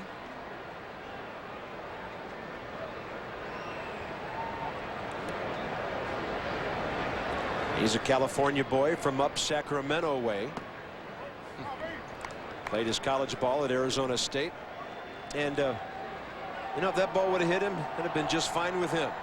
You think he doesn't want on? Look at what happened to him. That ball was almost a strike.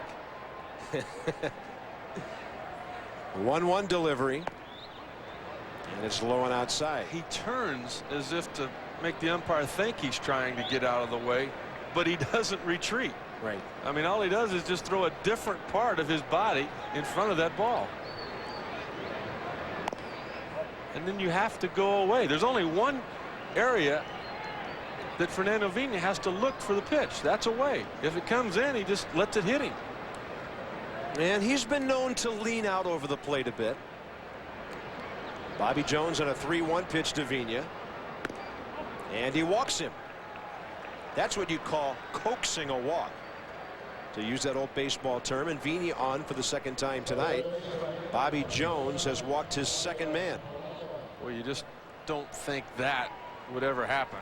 Fernando Vigna doesn't walk that much. Bobby Jones averages only a walk and a half per 9 innings.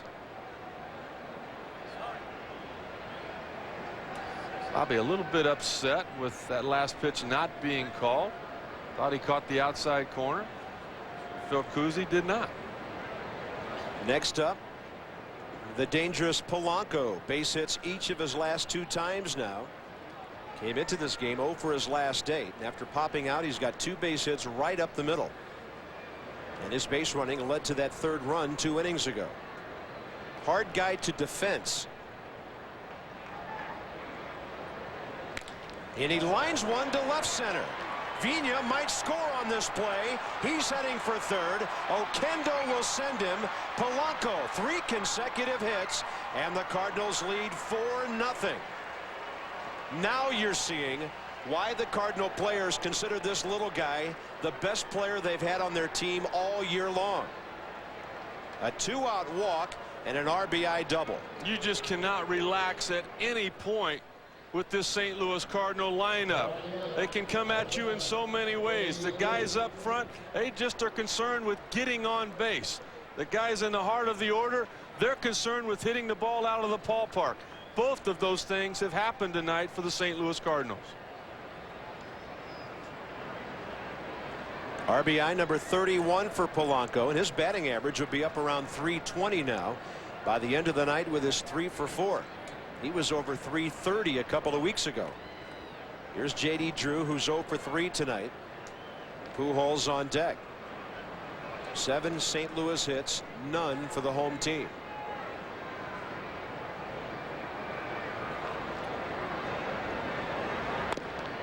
Fastball high and tight. David Lee up and throwing in the Padre pen.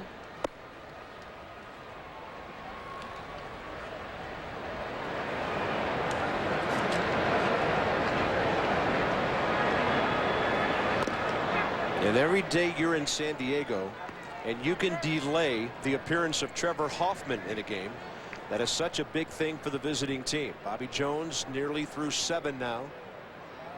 But Hoffman a non-factor in a situation like this. I don't know what it is about the West Coast. Jeff Shaw 39 saves. Rob Nen 38. Trevor Hoffman 35. The top 3 in the National League all out here. Yeah, but none of them affect a ball game like Trevor Hoffman does. Right. The all-time save percentage leader. You Ball know, if you're Tony La Russa coming into tonight's game, you better not be behind after 7 innings. Hoffman, one of the few closers that will come in the 8th if needed and then finish it in the 9th.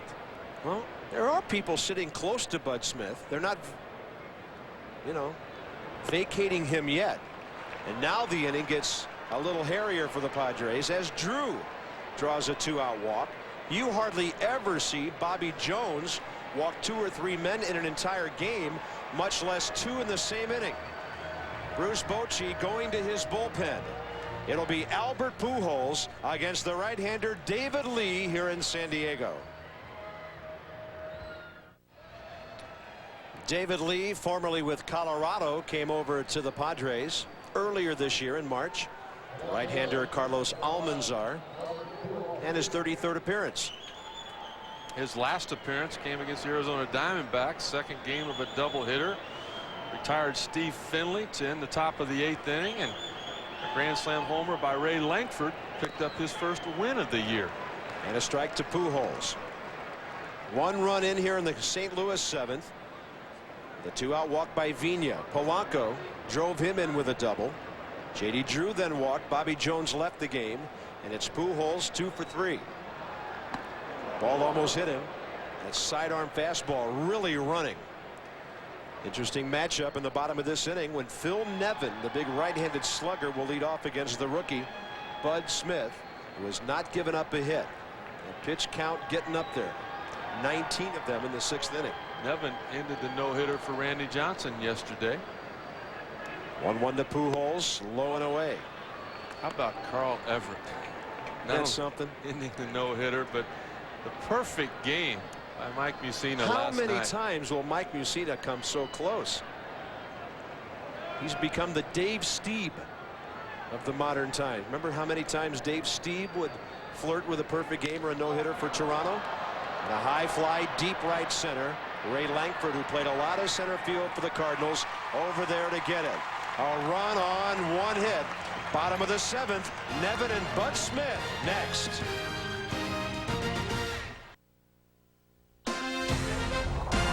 ESPN's Major League Baseball is brought to you by Volkswagen. On the road of life, there are passengers and there are drivers.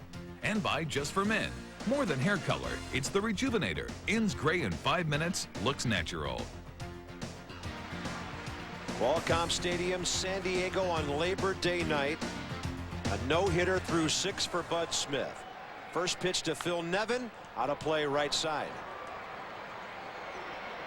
This will be a very difficult inning for the rookie pitcher, Bubba Trammell, next, and then the left-hander Ray Lankford. Nevin 0 for 2 with a grounder and a fly. 8 fly balls, 4 grounders, 6 strikeouts for Bud Smith tonight. High fly, playable for J.D. Drew in right field. That's how the bottom of the 7th gets underway. The Home Depot in-game box for the Padres will show us very little other than 3 walks, 2 with Ricky Henderson, 1 with Ray Lankford, and absolutely 0 base hits. Really, the hardest hit ball tonight was the ball Lankford lined out to left field with to start the bottom of the 5th inning. The first pitch ball to Bubba Trammell. He has grounded out and struck out.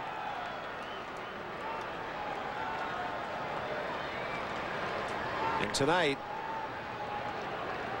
is the 4th time this season the Padres have been hitless through 6 innings at the plate. They've had some nights when they just haven't been able to hit or score. More on the shutout situation later, if it comes to that in the 9th inning. 4-0 Cardinals right now in the 7th. And it's just off the plate inside, ball 2.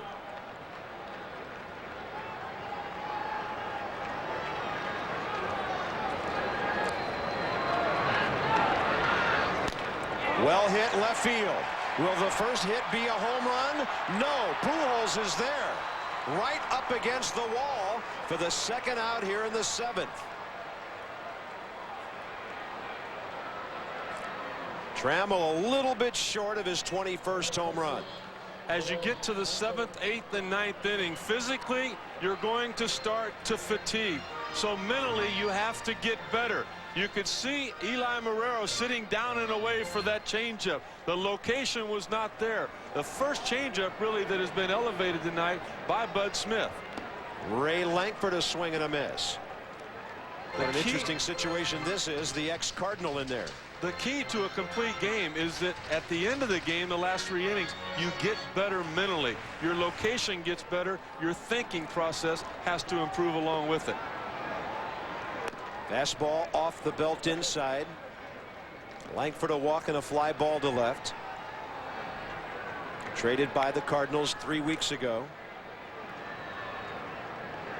for Woody Williams, and it's on the outside corner.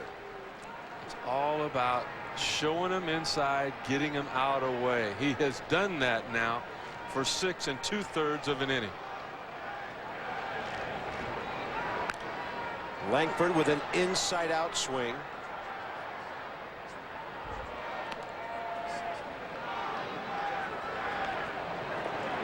The location is starting to slip a little bit. You see where Marrero was sitting up. He reached back to the heart of the zone. Really a good pitch for Langford to hit that he did not. The 1-2 way upstairs. Ray Langford is one of the quickest bats in the National League. If you throw him down and in, he drops the bat head as well as anybody. The count's 2-2. That ball too far inside for Ray to hit it fair. Bud Smith over the 100 pitch mark. He's at 102 right now, and he's thrown about 60% strikes. Seems like a lot more than that.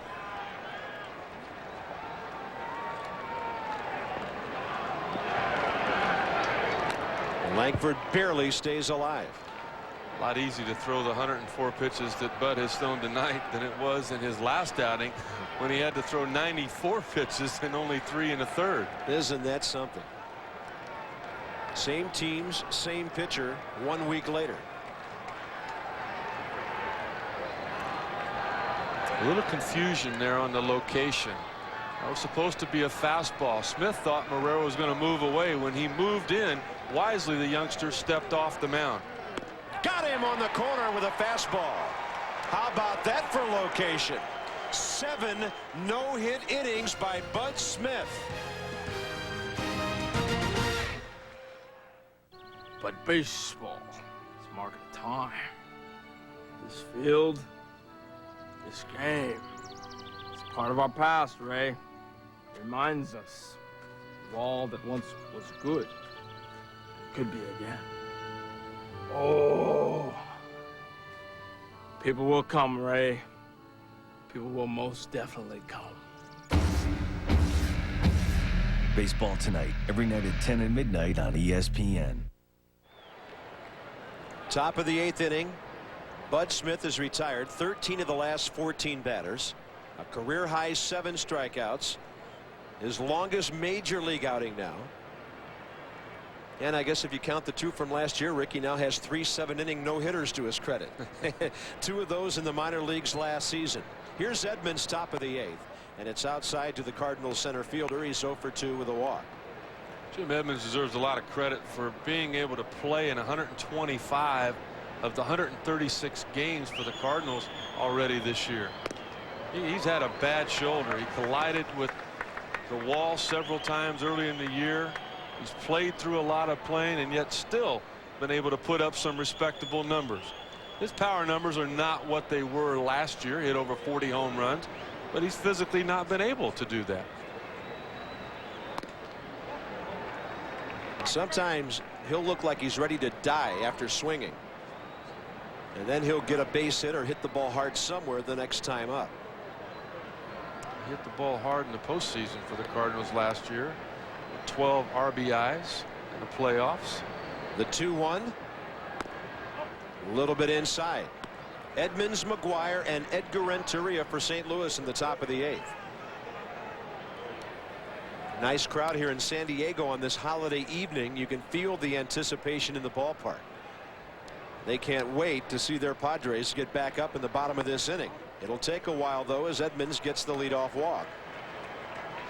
4th walk issued by San Diego pitching tonight, and Mark McGuire will walk in. David Lee was acquired from the New York Yankees right at the end of spring training this year for the Padres. He's a power guy, throws hard, big sweeping slider. More difficult on a right-handed hitter normally than a left-handed hitter because of the angle and release point he has. But location, as it is here in the top of the 8th inning, has been the problem for David Lee. McGuire with a line drive stabbed, then the ball thrown away by Jimenez, but Edmonds can't get up to advance. Jim Edmonds a bit shaken up at first. A great leap by Jimenez, but we will now revisit what Bud Smith did in the bottom of the 7th. You talked earlier, Bob, about how many runs San Diego Padres have scored this year. The reason they have not scored tonight has been the command of the fastball and the deception of the changeup. You just saw there, and you saw there again. Look at the fastball in, right where the glove is. You can close your eyes and catch his fastball, as Eli Marrero does on the last out in the bottom of the 7th inning to retire Langford. 1 on 1 out. Edgar Renteria the batter. And McGuire unlucky not to have a base hit there. These Padre middle infielders can elevate. Jackson earlier on Edmonds and Jimenez right there on McGuire.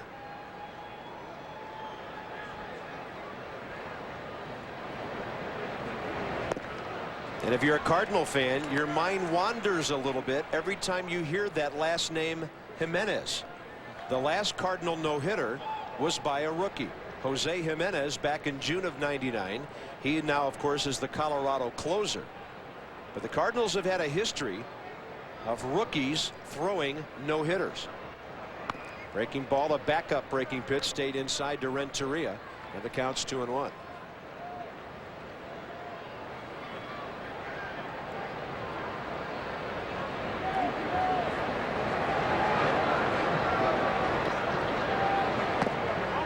Over but low, ball 3. And of course, the last not only Cardinal rookie but major league rookie to throw a no-hitter was Jimenez in '99. That was at the Bank One ballpark against Randy Johnson.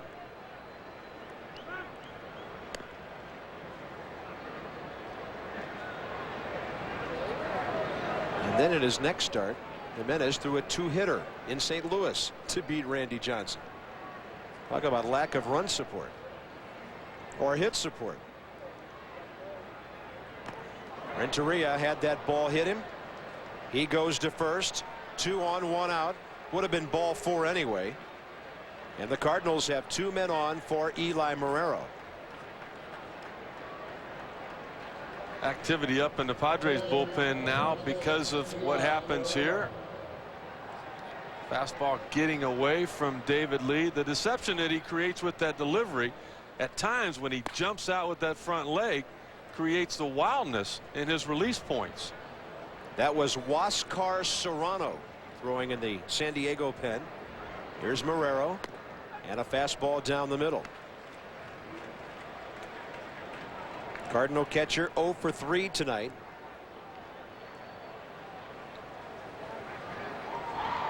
But much better production this year. He came into the season with a career batting average of .219. And a high pop-up. It'll reach the seats over on the right field side.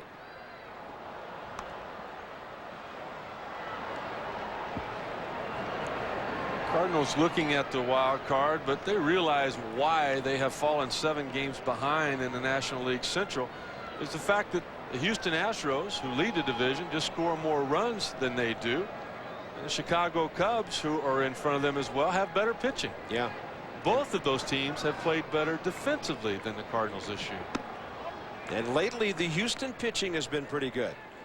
That youngster, Roy Oswalt, and of course Wade Miller with a gem yesterday. They have been outstanding. People thought those two might fade as the year went on. They have done nothing but get better. Marrero strikes out for the 2nd out here in the top of the 8th inning. We'll check in with Dave Repson. Thank you, Bob. You guys are watching a no-hitter. Tim Hudson had one going at Oakland. Melvin Moore, though, breaking that up. Single to right there. 4 2/3 of no-hit ball for Hudson. His team's still leading at 2-0 there at the bottom of the 5th. And here in San Diego, it sounds like Bud Smith made a nice par putt. Some polite applause as he walks into the batter's box. He's 0 for 3 tonight. Anytime a starting pitcher gets to bat 4 times, you know he's done a fine job on the mound. There's his pitching line again. 2 walks to Ricky Henderson tonight, 1 to Ray Langford. 2 of the 3 early. And Bud fouls one out of play to the left. 1 ball, 1 strike.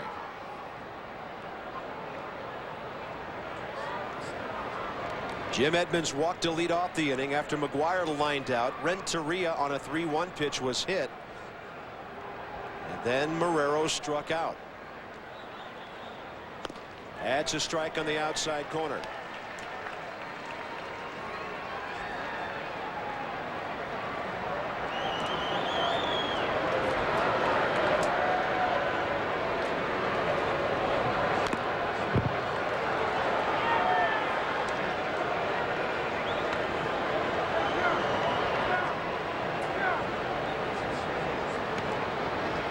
Bud Smith 3 for 20 with the bat this year.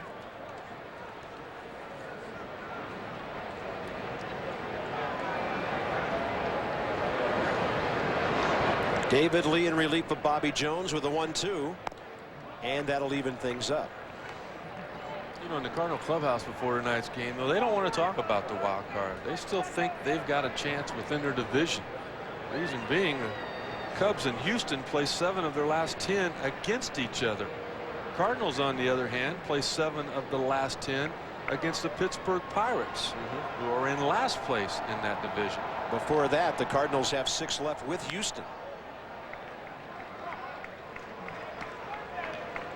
Yeah, that last weekend in Wrigley will be interesting if the Cubs are within striking distance of Houston, while the Cardinals are at home playing the Pirates. Polanco, who has handled the bat well for Tony La Russa tonight. And Bud Smith offers, takes it. Yes, he did, says Jerry Meals. And the runners will be going. So Jerry Meals says yes, he did take it. No swing. That's not what several thousand people here in San Diego thought. Runners going. Smith hangs tough. Had a pretty good rip. This kid's going to win himself a lot of ball games in this National League just by doing what he's doing right here. He can handle the bat.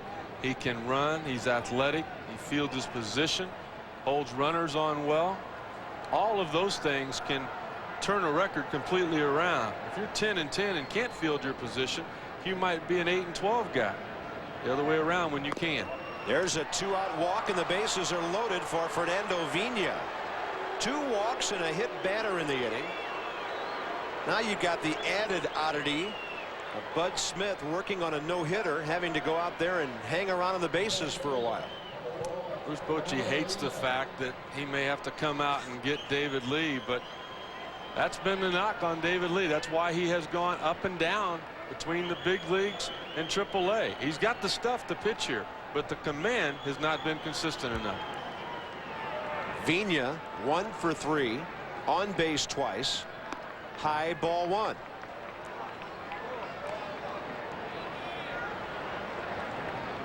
Singleton scored ahead of the Pujols homer in the first, walked with 2 outs in the 7th, and scored on the Polanco double.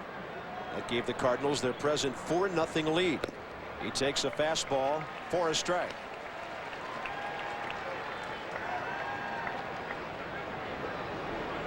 It's so difficult to play defense when you see a pitcher struggling with his control. You just don't anticipate the ball being hit at you. And you won't get borderline calls when you're struggling. Ball 2. Well, in the back of your mind, as an infielder or outfielder here, you're hoping he throws a strike instead of thinking about, all right, he's going to throw a strike. If it's hit to me, what do I do? Padre defense standing around a lot. Ball 3, way outside. And the Cardinals 1 pitch away from a 5-0 lead. As a pitcher, you're going to have outings where things just don't go well. You're going to get beat, but you're not supposed to beat yourself, and that's what David Lee is doing. So if they hit you, fine. It's going to happen. Yeah. We all have those days. He's not giving anybody a chance to make contact here. And Vina hooks one foul into the right field corner. He's a hacker, isn't he? He is something. I mean, if I can reach it, I'm going to take a swing at it. Forget about walking me. Fernando Vina is one of those guys. He doesn't always know what his stats are, But there's one stat he does know. That's his errors. He really takes pride in his defense. He probably couldn't tell you what he's hitting, but he knows all about his defense. 3-2 runners go and a ground ball foul. I remember one time sitting with a stat sheet in the Cardinal clubhouse, and he came up to me and said, "What am I hitting?" Well, if he gets a base hit with this happening, he could possibly drive in 3-1. Look at what Bud Smith is doing. I mean, as that ball was put in play, he was about 20 feet from tagging the second base bag. There they go again, and Vina lofts a fly ball to center for Ray Langford. Cardinals will leave the bases loaded. We go to the bottom of the 8th inning. Bottom 3 in the order against Smith. 4-0 Cardinals into the bottom of the 8th inning, and following our game tonight on ESPN, let's give them something to talk about. It's baseball tonight. Carl Ravitch and Peter Gammons, and then following baseball tonight, Stuart Scotland to Cone for Sports Center, and maybe this game will be highlighted on both of those shows. We shall see. I guarantee you baseball tonight has their eyes on us. Cardinals have some defensive changes here in the bottom of the 8th inning. We'll update you on those in a moment.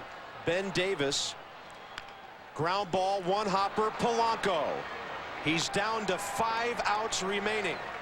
That was Pujols catching that throw. He's now at first base, and Tony Gwynn will be the pinch hitter.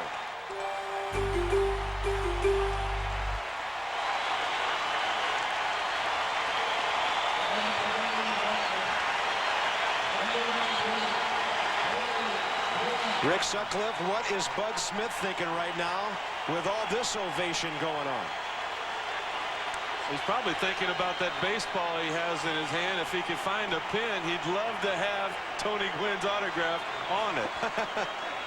But once that thought clears, he's going to try to figure out how to get him out. Well, ball 1. And if he does, he's going to figure out something that none of the rest of us could. This is some moment in San Diego now. One hopper. Renteria's got it. He'll throw out Tony Gwynn. 2 outs in the 8th. And another pinch hitter will be Wiki Gonzalez. You can talk about the over 3,000 hits for Tony Gwynn in his career, but you can't forget to mention how many times he did exactly what he did there.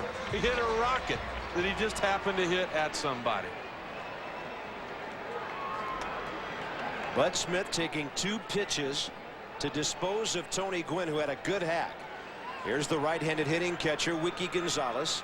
Bases empty, 2 outs, bottom of the 8th.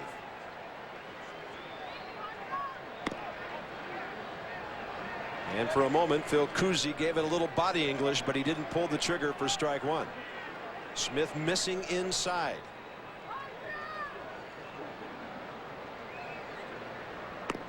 That's on the inside corner. You know, Tony La Russa and Dave Duncan are a little bit concerned with the pitch count. This will be 110 on the night for young Bud Smith, but he does it so effortlessly. No wasted movement in those mechanics. Everything simple, everything out in front. Very little pressure on that shoulder and elbow. Starting to breathe a little bit harder, though, than he was earlier. 2 balls and a strike. It's in the dirt, ball 3.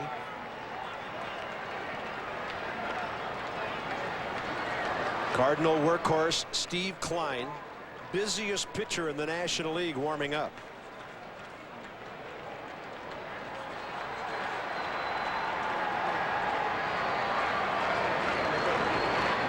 Here's the 3-1. Ground ball. Caught by Polanco. The no-hitter goes into the 9th inning. A 1-2-3-8 for Bud Smith. St. Louis 4-0. Unbelievable 9th inning coming up. New pitcher for the Padres, Huáscar Serrano. a young man you know very well from the lower minor leagues. He'll take over here in the 9th inning. Back in my rookie league pitching coach days in Idaho Falls for the Padres, Huascar was one of the prized pupils down there. Hard throwing right-hander, better suited now probably for a long reliever, mid reliever, maybe a setup role before the career's over with. Cesar Crespo takes over at second after Tony Gwynn hit for Damian Jackson. Top of the 9th inning, Polanco, Drew, and Pujols. And Bud Smith sitting in the dugout thinking about the bottom of the 9th. Ricky Henderson will be the leadoff man. Ryan Klesko will bat third. Polanco 3 for 4 tonight. And a chopper up the middle. Covered by Jimenez. 1 out. Rick, you and I thought Polanco flinched a little bit. Did he lose this bouncer in the lights for a moment? It happens a lot. Watch the ball get up into that light stander that is over the first base dugout. Polanco just had to close his eyes, had to look down, because first of all he had to guess where the baseball was. Then he had to clear his eyes to see it to make the throw to first. Bud Smith trying to help him make that throw. This stadium here was built for football. It was not built for baseball. Those standards, you just hope, don't have anything to do with a ball possibly getting lost and the no-hitter along with it. And what Rick means by that, in a baseball-only ballpark, the smallest bank of lights are behind home plate in the infield area. The largest banks are in the outfield shining in so that fielders can see the ball, even high choppers. There's Drew taking a strike, 1-1. But here in San Diego, as you can see, continuous lighting almost all the way around. There's so many reasons why they need a new ballpark here in San Diego for the baseball team. You go out there on that field, the grounds crew's done everything they possibly could do. But they played a football game here on Thursday, a doubleheader on Friday. I mean, look at the patches that they've had to put in. You can still see the lines from where they chalked the field to play football. Hard to believe they would resist that here in San Diego with all the wonderful new stadiums around the United States. J.D. Drew with a base hit out to center. His first hit of the night, on for the second time, walk earlier, and that'll bring up Pujols with 1 on 1 out here in the top of the 9th.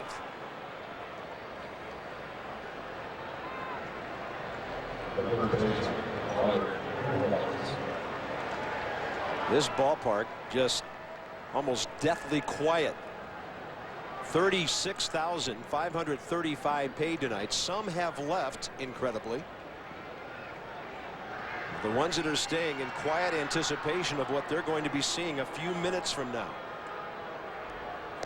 A breaking ball for a strike to Pujols. Regardless of what happens from here on out, this is one of those ball games that'll be talked about for a long time to come. You saw Mark McGwire, you saw Tony Gwynn, you saw Ricky Henderson.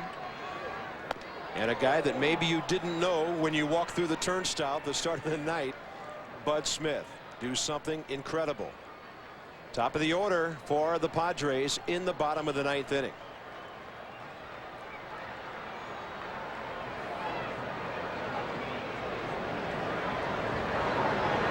Albert Pujols 2 for 4 tonight.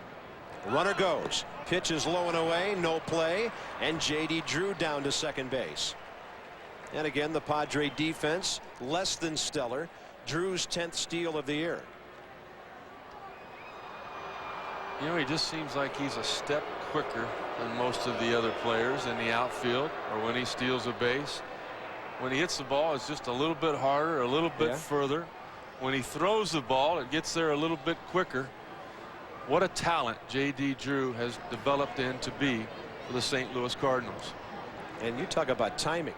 His call-up in September of '98 coincided with the amazing home run chase of Mark McGwire. J.D. hit nearly 400 that month, caught up in all of that. The 2-1 swing and a miss by Pujols. In September of '98, J.D. Drew's first major league numbers, while McGwire was doing his thing, were very reminiscent of a young man in September of '41 by the name of Stan Musial. And then the comparisons were drawn, and probably unfairly so. The 2-2 to Pujols. Up and away, ball 3. You know, possibly even Big Mac caught up in this excitement, seeing a part of history, a no-hitter. Mark McGwire caught a throw at first base. That ended the no-hitter of Jose Jimenez. He's not real close to Bud, is he? He's kind of crept away from the young left-hander. Big Mac might normally be up in the trainer's room getting some treatment on some things, but has not left the bench. And a walk to Pujols. It looks like the young man closest to Bud Smith is his rookie left fielder who was brought in for defense last inning, Kerry Robinson. Now Kerry has departed, and there's Woody Williams. And there's Luis Saturia, young outfielder who is just a September call-up. Big Mac the closest to the silent rookie at the moment. Tony La Russa taking another look at that lineup card and the possibilities of what could happen. Tony's looking down the line. He knows that he's going to let Bud Smith go as long as he can for that no-hitter. But if somebody were to get a hit, Tony will be ready to respond immediately. And you saw Kerry Robinson. He had walked down to the other end of the bench to get his batting helmet because he's on deck with Edmonds stepping in, 2 on 1 out. Robinson hitting in the spot McGwire was in.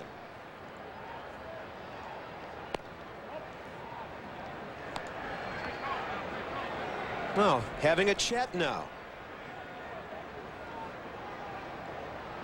Couple of Southern California boys.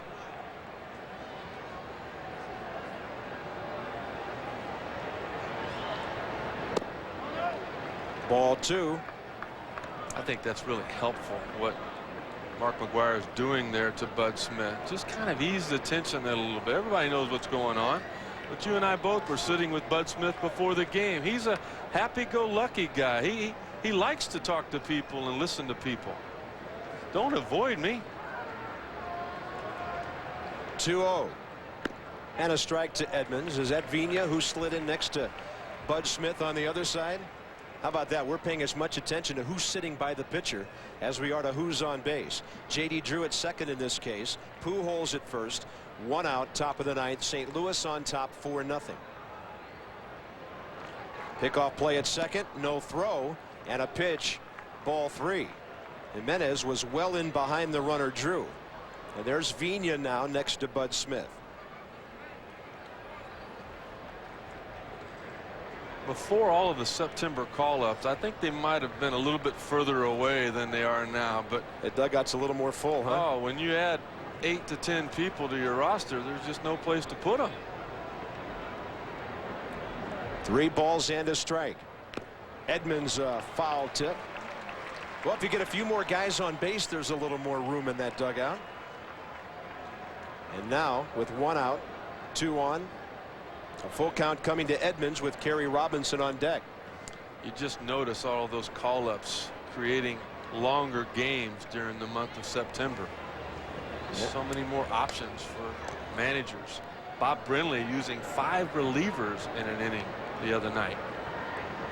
3-2 to Edmonds. Runners holding. Out of play left side. Padres asking a lot out of their young reliever Huáscar Serrano. He pitched 2 scoreless innings yesterday. Well, it was yesterday when the game started, but in the 13th inning when he finally got the win, it was last night. Serrano came on with 2 on and nobody out in the 12th. Kept Arizona from scoring. Got out of the same predicament he put himself in the 13th. Edmonds strikes out. Breaking ball, a good one. That's 2 outs in the inning, and Kerry Robinson will be the batter. But here's the story of the night. Bud Smith and what he has done. 3 of those walks, 2 of them coming to the leadoff hitter in the top of the 9th, Ricky Henderson. The other to the former Cardinal, Ray Langford. And it looks like Rick, with 2 outs, he's a little more keyed up than he was a moment ago. Well, you hope he's able to control that. He had a strikeout in each of the first 7 innings. He did not strike anybody out in the last inning. And a couple of those ground balls were hit pretty hard, particularly the one Tony Gwynn hit.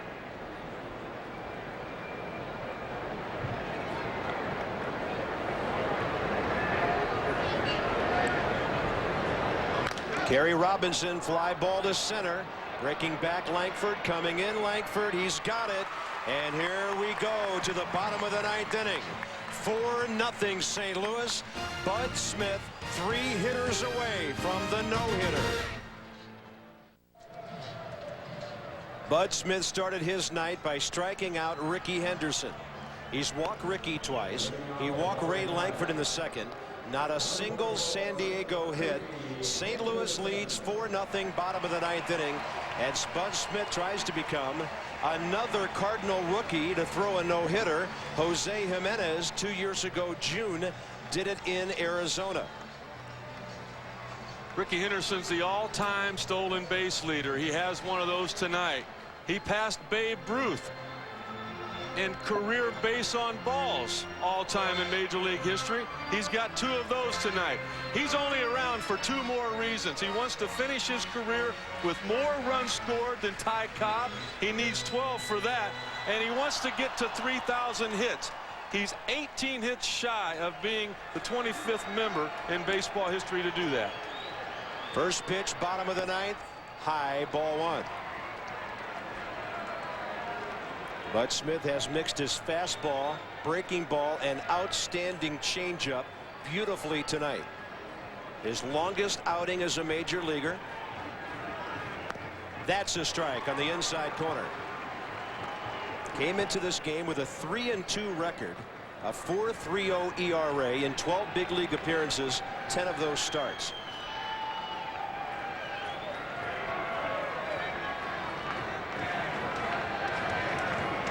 Inside target. It's on the inside corner, strike 2. Henderson doesn't like the call to Phil Cousy. Well, he's been so consistent all night. You cannot blame Phil Cousy if he gives him a little bit on the inner half. That still looked like a pretty good pitch. Ricky not happy with it. The crowd not happy with it.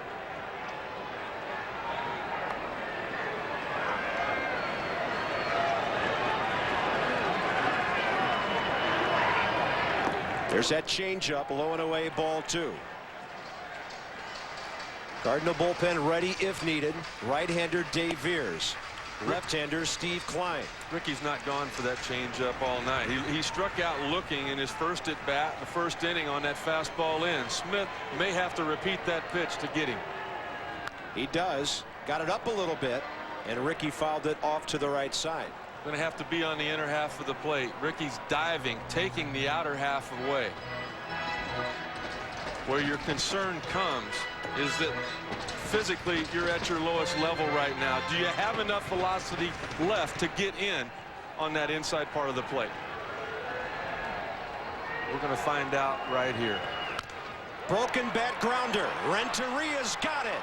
1 out. Jammed him beautifully. And next up, the youngster D'Angelo Jimenez. Ryan Klesko will step to the on-deck circle. Bud Smith has retired 17 of the last 18 batters. You know the adrenaline is there for Bud Smith. The velocity was there as well. 86 miles an hour on that last fastball. That's his norm. Backdoor breaking ball for strike 1.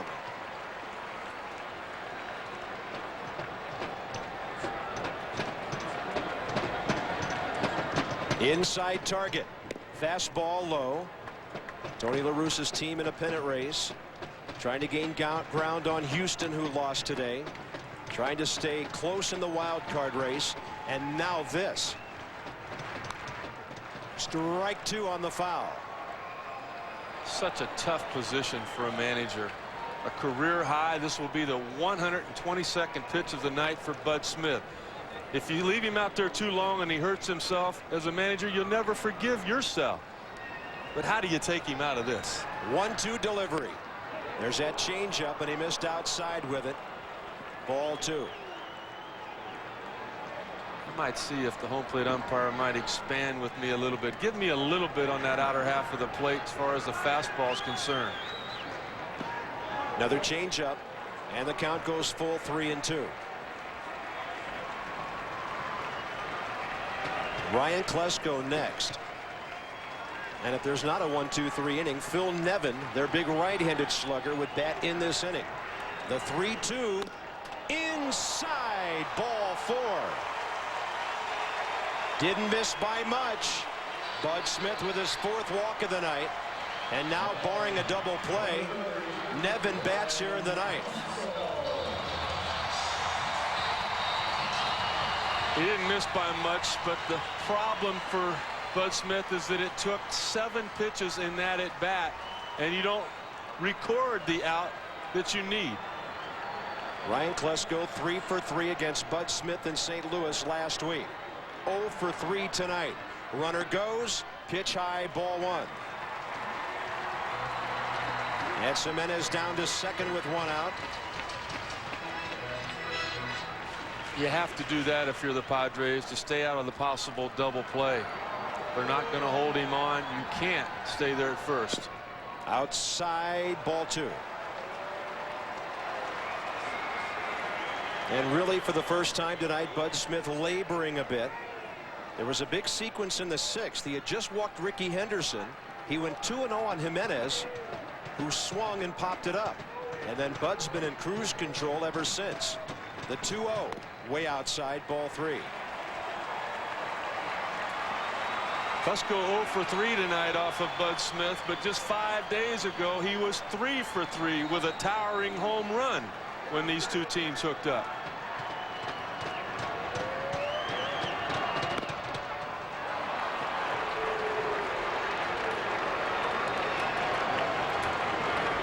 Right after we're done here, baseball tonight, we'll hear from Bud Smith. The 3-1 to Klesko. Breaking ball on the inside corner. Klesko gave up on it. It came back and nipped the edge of the plate, and the count goes full. That completely changes the approach of Ryan Klesko in this at bat. What a big pitch. Probably the best pitch of the night by the kid. 3-2. Ground ball. Shortstop. Tough play. Renteria. 2 down. A tough short hop on the backhand side. It'll be Bud Smith and Phil Nevin with the final out sitting there. Carp, as we said earlier, just 24 hours ago, Phil Nevin ended the no-hit bid by Randy Johnson. He got a base hit up the middle in the bottom of the 6th inning with 2 outs. There's 2 outs, but it's the bottom of the 9th now. 21-year-old from Torrance, California, Bud Smith, Cardinal rookie.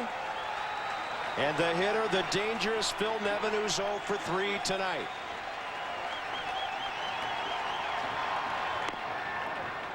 That's a fastball up and away.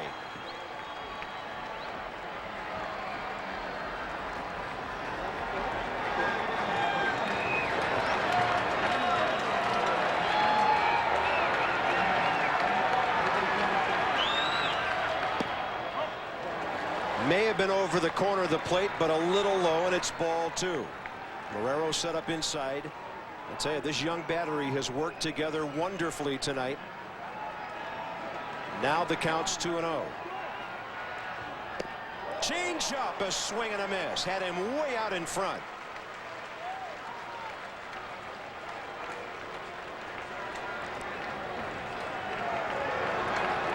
You've got to get smarter as you get deeper into the ball game, because physically you weaken. What a pitch.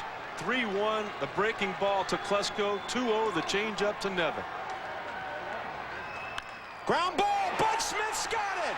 No hitter for another Cardinal rookie.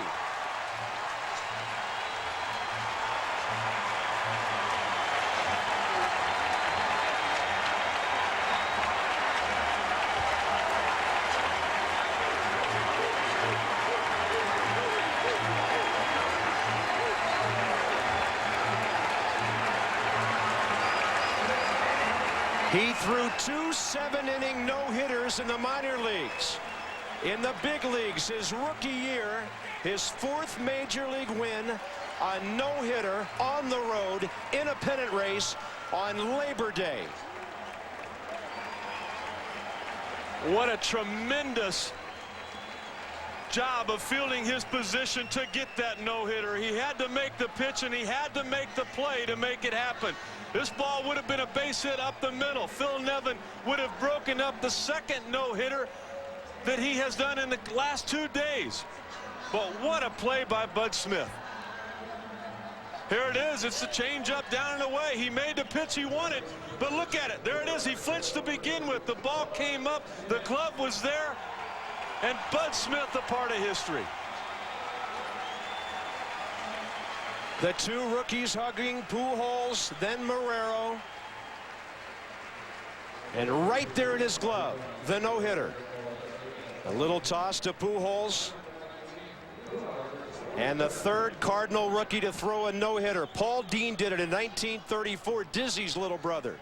Jose Jimenez at Arizona 2 years ago. And Bud Smith here in San Diego. That's Rick Ankiel with the warm-up. Mark McGwire behind him. Final score, 4-0 St. Louis. Bud Smith, the no-hitter. Baseball tonight coming up next. This has been a presentation of ESPN, the worldwide leader in sports. For more, log on to ESPN.com. For Rick Sutcliffe and our entire ESPN crew, this is Bob Carpenter saying good night from San Diego. Hats off to Bud Smith, a no-hitter.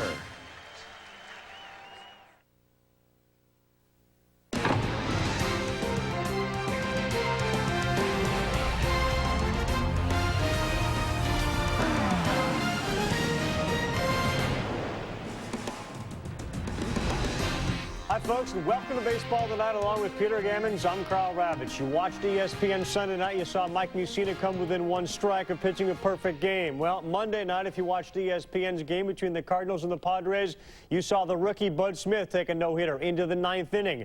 Would he get it? Indeed he would, folks. The third of this season. Let's show you how he was able to accomplish his history. In the first against the Padres, who, oh, by the way, have been no-hit this season already. Albert Pujols gives him some run support. A 2-run Jimmy Jack, his 32nd. It was 2-zip. Hi, Mr. Gammons. The Padres can't score. What happened to him? Well, I mean, this is a guy, 84, 87 miles an hour, but he just pitches perfectly. There, he's spotting his fastball all over. You know, one thing he does, Carl, he really gets the ball in well on right-handed hitters. There, fastball in on travel, and a great changeup. Little weak ground ball, but he's got great command and angle on that fastball in the inner part of the plate to right-handers. The Padres a little shell-shocked by left-handers. Randy Johnson over the weekend, and now Bud Smith. Ricky steals second easily, his 20th steal of the year. 23rd time in his career he's gone for 20. Polanco, he goes to second, and the throw goes all the way into center field. He's going to come all the way around to score. Cardinals go up by a score of 3-0. In the 5th, same score. Peter talked about it. He located his fastball. He also worked a changeup in. Ryan Klesko pops out to right. J.D. Drew. This is a great play with 2 down. It ends the inning and takes Klesko out of the rotation. No-hitter through 6. Nevin in the 7th. First out. 6 times, Peter. We saw this Padre team 4 times they've gone. Now, when that went off the bat, I said, but. 4 times into the 6th this year without a hit. Which is amazing because they're 3rd in the league in runs. They're a good hitting team is exactly right. Here we go with a ground ball to 3rd. 1 down in the 8th. Tony Gwynn comes up, pinch hitting. Huffs a rookie field with Tony Gwynn at the plate with all those batting titles. Renteria came up big late in this game. A ground out to short, 2 outs. Wiki. Nope, pinch hitting Wiki Gonzalez unable to get it done. A no-hitter for Bud Smith through 8. Last Cardinal rookie to go a no-hitter was Jose Jimenez. That was in '99. There's McGwire, perhaps trying to keep the rook a little loose. Low and on the hands, a lot of thoughts. Went 15-2 in the minors last year. A couple of 7-inning no-hitters last year in the minors. There's 1 out. Ryan Klesko comes up with a man on first. After a walk, he stole second, and Klesko to Renteria. Tough hop, gets him. There were 2 down, and Phil Nevin, who earlier this year ended a game. A no-hitter by the Padres off A.J. Burnett ends another one. Bud Smith fielding his position, and a remarkable performance for the 21-year-old rookie.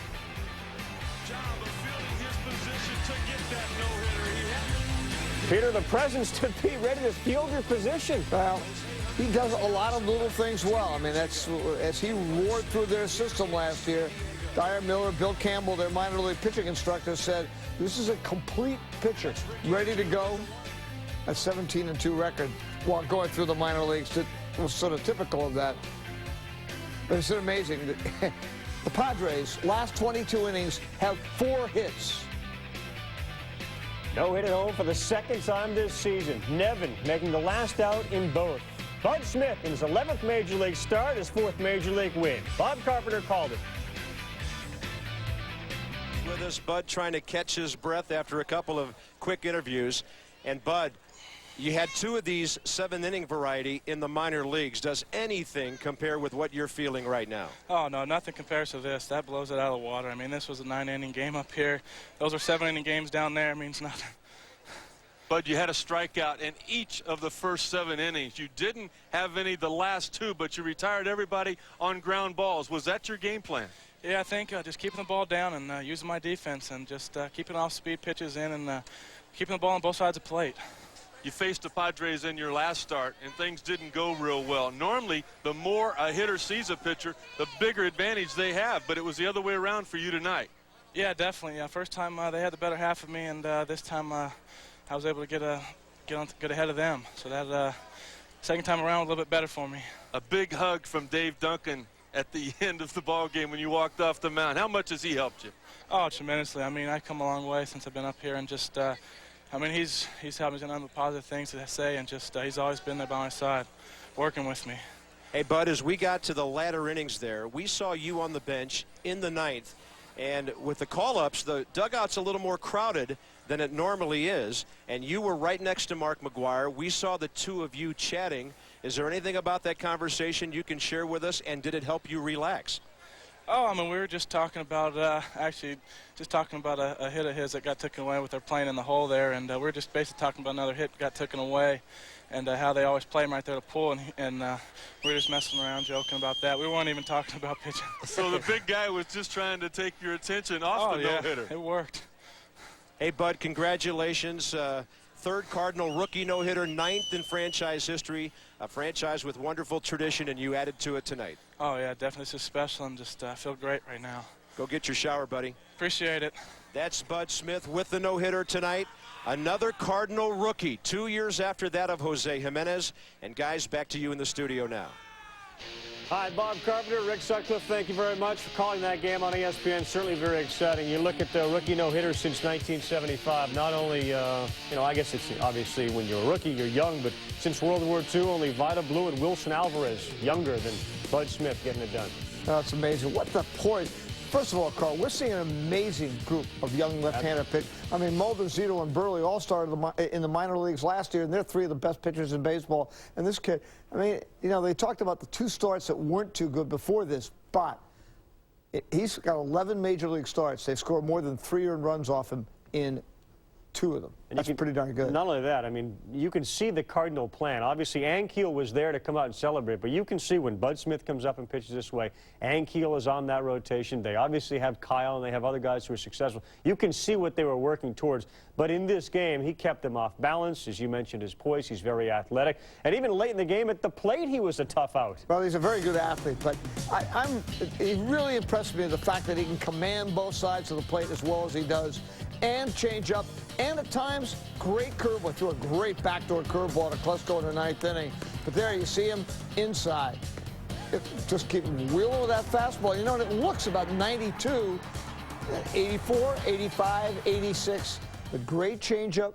And as I said, the curveball when he had to throw it. When he got in the jam and got behind Klesko in the 9th inning, he backdoored a curveball that looked like it just changed the whole specter of the game. I mean, just Klesko's whole bat was thrown out the window. Padres have to begin shell-shocked the way they've gone. This is the third no-hitter this year. Burnett did it to the Padres earlier. Nomo for the Red Sox also with a no-hitter. We'll talk about the Red Sox and their mess that's going on in Boston in a little bit. For the Cardinals, a very big win. They're not thinking about the wild card. They're thinking about winning their division. But as the wild card goes, yeah, they still have to chase a couple of teams, and the Giants are one of them. Day game, Jason Jennings. Peter touched on the great young lefties. There are some great young starters out there. You talk about Jason Jennings, he certainly needs to be mentioned. Well, Jason Jennings and Chacon, they get Ellerton back, Thompson. I mean, this is the Rockies are starting to put together a pretty good young pitching set. There he loses Kirk Reeder, but he strikes out Marvin Bernard with a curveball. He's got Barry Bonds in the on-deck circle. That's not exactly a sight you want to see. But comes back, gets Ramon Martinez. 6-4-3 double play, gets out of the inning, 7 innings, 3 hits. And a good sinker, Peter. 11 ground ball outs. Here's Todd Helton smacking the ball down the right field line. Jeff Cirillo thinking about it. Okay, I'm going. The relay throw coming in. This one a little bit high. Past Guzman, Cirillo would score. Rockies get 125 RBIs from Helton. Here's Bonds, ding-dong, pitch dead. A sinker that didn't sink, said Jennings. He knew it right away. 5:52 for Bonds. It's 2-1 in the 6th, still 2-1. Colorado, 2 outs, 1 on. Juan Uribe having a pretty good year. 3rd home run, 4-1 Rockies, a 2-run shot. Kirk Reeder's really struggled lately. Bottom of the 8th, 4-1 Rockies, 2 out, 1 on for Bonds against the nasty lefty Mike Myers, and he got him swinging. The Rockies take care of San Francisco by a score of 4-1. Only 4 hits in the game for the Giants. The Rockies' bullpen was very effective. 2 innings pitched, only 1 hit. And again, Reeder has lost 4 straight decisions. That has got to change. Inside this series, the Rockies, in fact, just wrapped up a 13-game road trip. They won 7 of those. Uribe's been very good, not only this series, but on the trip, he's hit .296. Well, Uribe has done very well filling in. You know, they made the trade, but Uribe it's turned out with Ortiz to be a very interesting young double play combination. He had more RBIs in his first month than any month in Perez's history. Not going to get any easier for the Giants because they have Arizona at home starting on Tuesday. Wild card race continues. The Cubs, Sammy, wondering what in the world has gotten into the... Well, they weren't going to get anything in the bat. A lot more people cheering and standing for Sosa than the hometown Marlins. And Matt Clement was firing every which direction against him. Finally, he gets wild. The Young would score from 3rd. Sosa's got a walk. It's 1-0. Marlins trying to get some runs against a guy, Jason Bray, who pitched a complete game against him in his last outing. Well, Derek Lee sits on the right field, but the Governor makes a great play. I mean, base runners don't run a lot. Sammy's arm has come back. I mean, here, runners on the corners for Charles Johnson. Fly ball.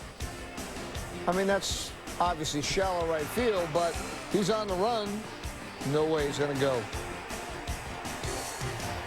A 5-tool player, folks. Michael Tucker just leaving. 3 hits in the 3-hole for Tucker. The Cubs go up 3-0. He's got 11 home runs this year. Let's go back to Sosa in the 5th, looking for his first hit of the game, and oh, there's that home run trot. But big fish Cliff Floyd denies him. Probably wouldn't have gotten out. Sosa 1 for 5, 2 Ks, and he left 5 on. Good to see Augie Ojeda swinging a hot bat down the right field line. The crime dog comes in. Ron Coomer's also going to score. Ojeda, a home run shy of the cycle, and the Cubs, who make it 7 of their last 9, win it 10-2. Good game for Rondell White, too. He comes back, and unlike years past, he says, you know what? The games mean something. He had 3 hits, too many walks for the Marlins. 4 pitchers gave up 9 total. Tony Perez and the crowds rooting for the Cubs. Not a good feeling playing at home and having most of the fans cheering against you. So he doesn't go deep in this one. Home runs needed for Bonds, 12, 24 games left, and Sammy Sosa needing 17 with 25 left. Sosa, of course, hit 17 in the month. He just did it in August, and he also hit 20 in the month. He did it in June of 1998. Here's your wild card standings up to date. 2 losses separate the Giants and the Cubs. The Dodgers are right there. And Bud Smith's Cardinals. This Bud's for you this evening, just 3 games back in the loss column. And let's talk about the Chicago Cubs. It's a difficult team to buy into because of their history. Obviously, their starters are pretty good, and they're getting some guys. I mentioned White back, and that helps. Yeah, you got White back. You got Miller finally back. Todd Hundley started swinging the bat a little bit better over the weekend. Those are all good signs for them. It's going to be very interesting now. They got John Lieber going up against one of the most heralded rookie pitchers to come up since Kerry Wood, namely Josh Beckett. But Friday, when Kerry Wood comes back, I think that's a huge key to this, just because he is such a great talent, and he's one of those guys that we all want to see at all times. Right. If he comes back and pitches well, this is a great race.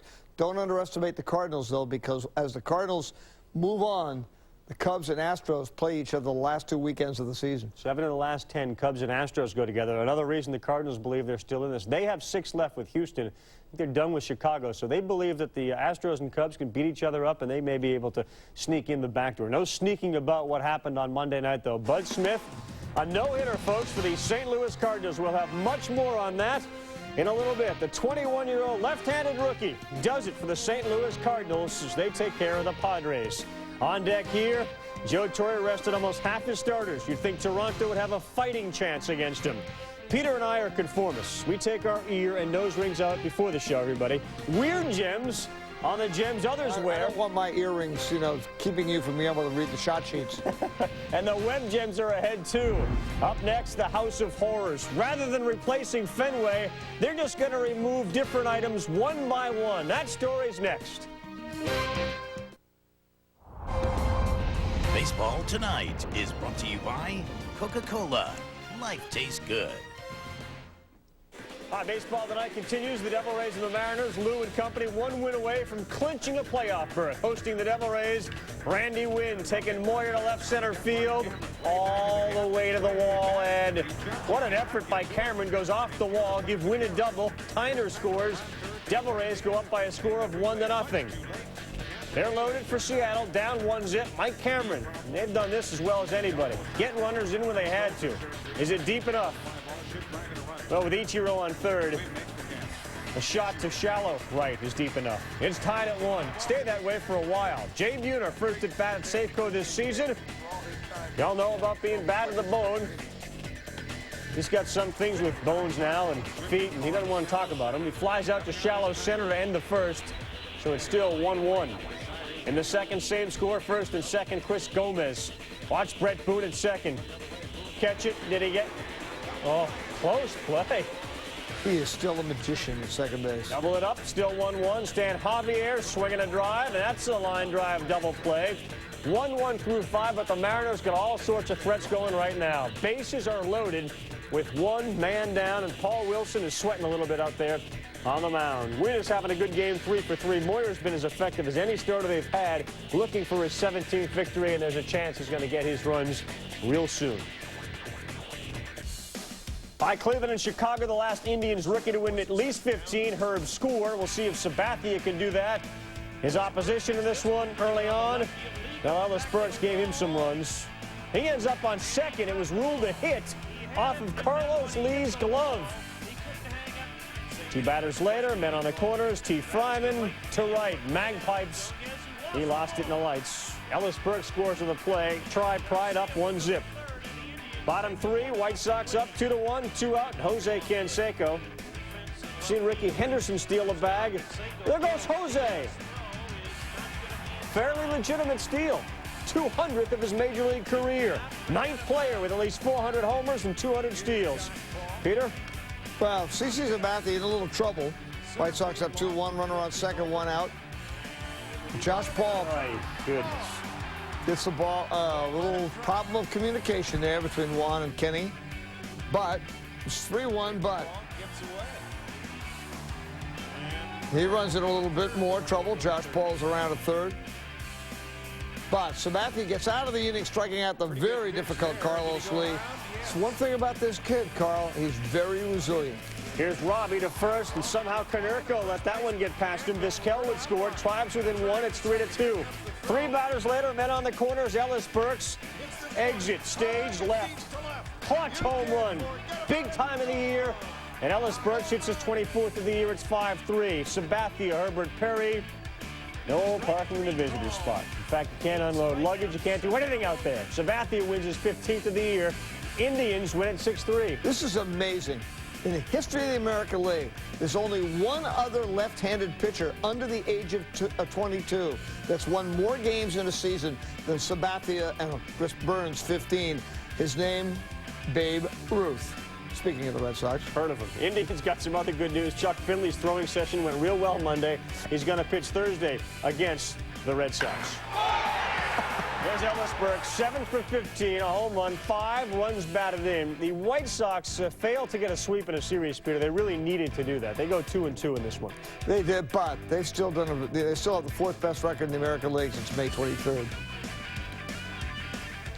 All right, well, I mean, the Cleveland situation obviously has to do with their bullpen because they can't figure out what to do with John Rocker.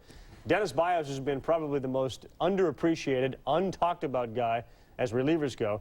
You think Cleveland can get things straightened out in time? Well, I think they can. I think Chuck Finley's start on Thursday is very important to them. I mean, Burba had 3 pretty good outings in a row, but then he got absolutely hammered on Sunday. So you don't know. I mean, it's asking a lot for Cologne and Sabathia to be that good. A couple of keys. Paul Shuey, can he come back in September? That's very important. And can they find a way to get John Rocker into games and get him straightened out? But as you mentioned, Baez is the Octavio Dotel of the American League right now. They just haven't been able to get Rocker into a situation in which they're comfortable putting him. They still believe in him. They say, listen, his track record is good enough that we're going to hopefully get him some time. Peter talked about the Red Sox situation. The players in Boston sound as if they actually could walk out. They would. Nomar Garciaparra Sunday after the pitching bullpen coach John Cumberland was let go. Nomar was seen in the locker room saying, quote, it's no wonder nobody wants to play here. And Trot Nixon, their great outfielder, also says, quote, we don't have a monkey on our back. We got a gorilla. You know, the question is, when you go back to when this thing unraveled, many believe a long time ago. Others point to Jimmy Williams firing. Others say the nail in the coffin came during that 18-inning marathon against the Rangers in which former Red Sox Bill Hasselman saved the double play and ended up beating them. And then, of course, Sunday night, a near-perfect game for Mike Mussina. The Red Sox lose that 1-0. It wasn't the massacre of 78, but it certainly served to do some damage. Here are the lowlights of their 8-game losing streak. It's the longest in a long time for them. Well, let's face it. They've had an awful lot of injuries on that team. Yep. That is a factor. But the fact is, a lot of things have started to unravel, and it's part of the whole dysfunctional personality in that organization. You mentioned what Nomar had to say. A couple of other players were quoted in the paper as saying they fired the wrong guy when they fired John Cumberland. And then the Red Sox have a little tete-a-tete with the media today. They said, well, John Cumberland really wasn't the pitching coach. We never announced that. So Cumberland worked for 2 weeks as the pitching coach, but he was never told that he wasn't the pitching coach when they got rid of him. And you have there are so many things. Pedro Martinez said, you know, I really think it probably is best for me to shut it down for the rest of the season. Dan Duquette said, paying him a lot of money, we're not going to shut him down. Our fans want to see him. Well, they'd rather see him healthy next year, but then they've got these rules that they've instituted in the last few days. Imagine taking it piece by piece. Well, I mean, they have these little rules that they put in. They take out the couch. They said they needed the room. They didn't need it for 30 years, but they don't want the TVs on during the game. But Pedro comes up and turns on the TVs and says, I'll pay the fines. There are players that tell me that Manny's been saying, you know, maybe I should give the money back. I don't want to be here anyway. I mean, it's not the Bronx Zoo, and it's not Franklin Park Zoo, which is close to Fenway Park, but who survives this chaos? I mean, who gets we don't out know that until we see what the ownership change renders and when the ownership change comes. But the fact is, this has been a dysfunctional organization in terms of human relations for a long time. They once went through 5 pitching coaches in little more than a year before Joe Kerrigan came along. This is the organization that told Mike Stanley, the single most respected player on that team in the last 5 years, that he was released by putting a message on his answering machine at home. Tells you a lot. Dysfunctional. Good word for it. Okay, that's the Red Sox story. Let's move on. Doubleheader time, Brewers and Pirates. I think we should start with Game 1. So let's do that. And as we do, it's already 7-5, and somebody's going deep to right field, and Kevin L. Brown with 2 on is left. Number 4 in the season. They had a 7-1 lead, now 10-6, but Henry Blanco doesn't catch it, and Gary Cedarstrom does. What do you call that, Steve? You're a Cedarstrom stays in the game. Kendall walks to load him up. The next batter, Robert McCoyak. Deep drive to center. Devon White on the run. At the wall. Nice catch. Aramis Ramirez tags and scores. Could have been a lot worse. Brewers go on and win it by a final score of 12-7. These two teams obviously out of the race, so they start thinking about next season. The core of that Brewers team, if they get their pitching back, is going to be strong. Richie Sexton goes 4 for 5. Jeff D'Amico, Peter, and his comeback, not what they wanted, 5 runs and 6 hits. No, and of course the Pirates are looking at Ryan Vogelsong, one of the young pitcher they got from the Giants in the Vander Waal-Schmidt deal. So they lose game 1 to the Pirates. Can they come back in game 2? Jimmy Anderson. Jeez. Some concern about a 20-loss season, 6-16 entering. He gets Sexton there to end the first. 7 innings, 4 hits, and 3 Ks. Good outing. Warren Morris, Ruben Quevedo, swinging a drive to deep left center. Lou Collier, diving, and coming up woefully short. 2-1 Pirates. It's that same score in the 9th. With Mark Sweeney on deck, the tying one at 3rd. The Pirates are going to pitch to Jose Hernandez. You want the truth? You can't handle the truth. Hernandez, a little blooper. It plates James Mouton, it ties it at 2. The pinch hitters, Craig Wilson, Chad Fox. Hey, hang 'em and bang 'em. 10 home runs, 107 at-bats for Craig Wilson. The Mark McGwire of the Pittsburgh Pirates, 3-2. They win it over the Milwaukee Brewers. And yeah, you mentioned it. What was he at? 29 hits, 10 of them home runs. Jimmy Anderson, 7 innings, 4 hits, and an earned run, so he does not figure in the decision. Mike Fetters picks up the win. An inning pitch, 2 hits, an earned run, and 2 walks. When we come back here on Baseball Tonight, we'll talk about what happened under the sun. Yankees battle the Blue Jays. Feeling a little tired after Sunday night's great game, but they be able to muster enough to take care of Toronto. Let's get an update on that Seattle. They have the bases loaded. They had 1 down. They have the bases loaded with 2 down, and Mr. RBI, Brett Boone, pops up. Look out. Fielded out there, and the Devil Rays get out of it. So it's 1-1 now as they're playing the 8th inning. And Paul Wilson is on another tear. He had a great finish to last season. Struggled the first half this year. Pitching very well. 2 men down, by the way, for Tampa Bay as they bat in the top of the 8th inning. All right, we continue with the Yankees and the Blue Jays. Late flight from Boston up to Toronto. Mike Mussina, a little weary perhaps after that near perfection on Sunday. Sterling Hitchcock to Darren Fletcher, Enrique Wilson. Enrique Wilson's been outstanding. He has played great defense. A 1-2-3 inning for Hitchcock. High fly ball to right, Shane Spencer, web gem. Shane Spencer has a very good day in the field. Keep tuned here. Here come the Yankee bats, 5-3 in the 8th. There's Wilson, who's done a good job with the bat. He buried the Red Sox a couple times, hurt the Blue Jays over the weekend. Soriano scores on a double for Wilson and tied the game at 5. Shouldn't say over the weekend, actually. Thursday here at him. I mean, this lineup the Yankees have reminded one of those spring training trips to Fort Myers. Billy Koch, though, struggling in the 9th inning, walked Derek Jeter, walks David Justice, and then he hits Shane Spencer. This is Billy Koch just out of sync. And Alfonso Soriano lines it up the middle, 2 runs. First lead of the game for the Yankees, 7-5. Here comes Jorge Posada to the 8th inning. Momentarily back to the 8th. Posada's first at bat. Paul Quantrill. He got him looking. Fastball in the inside corner. Now to the 9th. And Posada up, this time against Koch. And looking again, punched out. Andy Fletcher, the home plate umpire, and Jorge Posada, who's seen a strike or 2 in his day, basically asked him if he's crazy.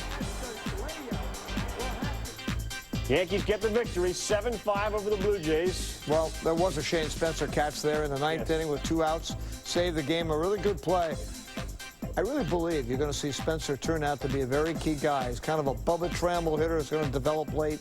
He's starting to play better and better. See, Mark Wohlers gets the win there. What role do they figure Wohlers plays? Well, they're still hoping he can settle down and be a 6th, 7th inning power guy in front of Mendoza and Stanton and of course, Rivera. Well, a near perfection for Mussina on Sunday night. We had a no-hitter on Monday night. Bud Smith of the St. Louis Cardinals, the 3rd Cardinal rookie to throw one, and the first since Jose Jimenez in 1999. Much more on Bud's night a little bit later. And another lefty who can flat-out deal, Tom Glavine. Is he dialed in? He joined us on Baseball Today Sunday. He took the field on Monday and was terrific. We'll have the highlights of that and the Phillies' comedy of errors next. It's Houston and Cincinnati. That means the Astros can try and shut down Ken Griffey Jr. At 7, the first-place Astros take on Junior and the Reds. Then at 10. It's Arizona at San Francisco. And, Joe, there's going to be some big offense in this game. Luis Gonzalez tries to protect his division lead when the D-backs face the Giants, and Barry Bonds flirts with 70.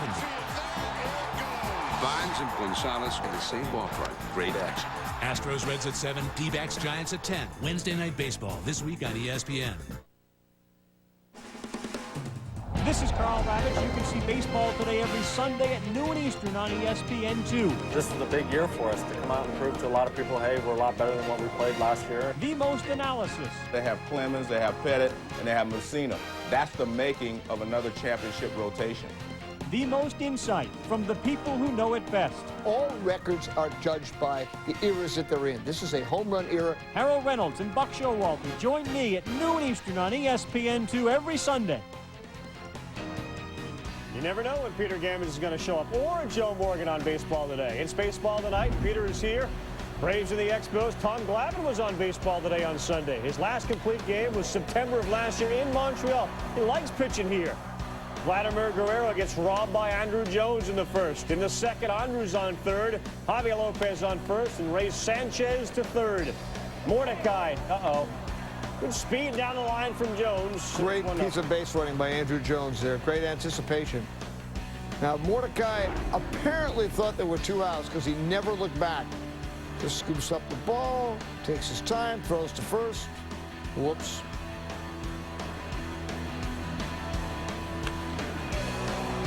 And then Javier Lopez, 4th inning with 2 on.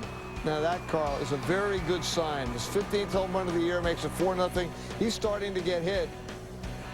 And then the Expos have a little defense off Marcus Giles, Orlando Cabrera, who is one of those really good, underrated, underappreciated players. Playing in Montreal. Tom Glavine, and what he does, as well as anyone, works the corners. Well, you know, do you feel that we're watching this Bud Smith thing again now? Look how in, out, and then change up. He just got Vladimir. He ended up just dumping him down. How about Brian Jordan playing a little defense? Jose Vidros at first. He's not at first anymore. He's rounding third. Jordan's got a cannon from right, and the throw would be there in about an hour's time to spare. Then in the bottom of the 8th, Vladimir trying to stretch one. He's thrown out. Bottom 9, Lee Stevens up against Glavine. Falcons may need a quarterback at some point. Maybe Jordan comes out and plays. Braves win at 5-zip. Glavine a complete game, 7-hitter. 5 Ks, no runs. And that was about as good as Glavine has been all year. Yeah, but it's September, and Glavine and Maddox expect to be good at this time of year.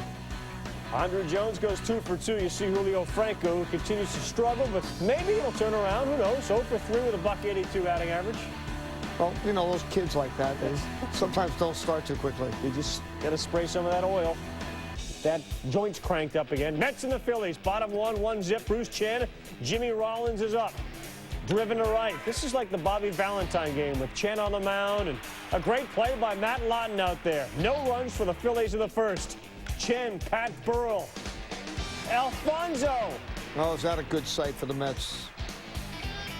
1-0 Mets through 2. He's been invisible this year. In the 4th, they're up 3-1 on the Philly cheesesteak. You get a meltdown here. Well, Todd Zeile up, pop up into shallow left. Rollins, Burrell. The Indians stole that play from from the Phillies playbook. Same inning. 3-2 Philly, 2-on Ray Ordonez. Chopper in the hole between first and second. Kevin Jordan. Randy Wolf just got lost in this. Took the wrong route, right? I don't know whether he there's no way to read his mind, but he just got too wide a route, and he got too far behind and couldn't get to the throw. Well, now Zeile's up. Shinjo's moving from first. The Chopper, the throw would go to first, and Shinjo keeps going to third. This is scary because he got away from Rollins, who was over there. It's tied at 3. Shinjo scores. Shockingly, Bo hasn't been tossed out yet. No. Well, the Phillies have now made 7 errors in 2 days. Shinjo was stealing on the play. I mean, that's great base running, but just not a good throw. Here we go. Uh-oh, Jose Mesa. You know what happened Sunday? An error and a ninth-inning meltdown cost him in Mesa. On Monday, wouldn't fare much better. The base hit against Zeal. This baby's tied at 7. Blown save, Jose Mesa. And he's been one of the more reliable closers in baseball. Todd Pratt comes in to catch in a double switch. Santiago throws a ball. Pratt throws it back. You got to wake up out there. It got away from him. He thought it was a strike. It looked like a strike, but oh no. Youthful exuberance. But Larry said afterwards, we played young. And that's, again, what he was worried about. Their inexperience.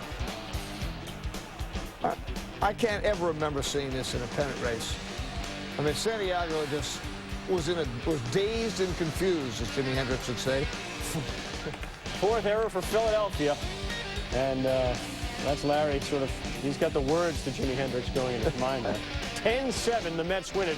Piazza continues to tear up every time he goes to Philadelphia. 3 more hits, a double and 2 runs, and you see the Jose Mesa numbers, 4 earned runs. Little perspective, perhaps, from the manager? We have not played a game like that all year.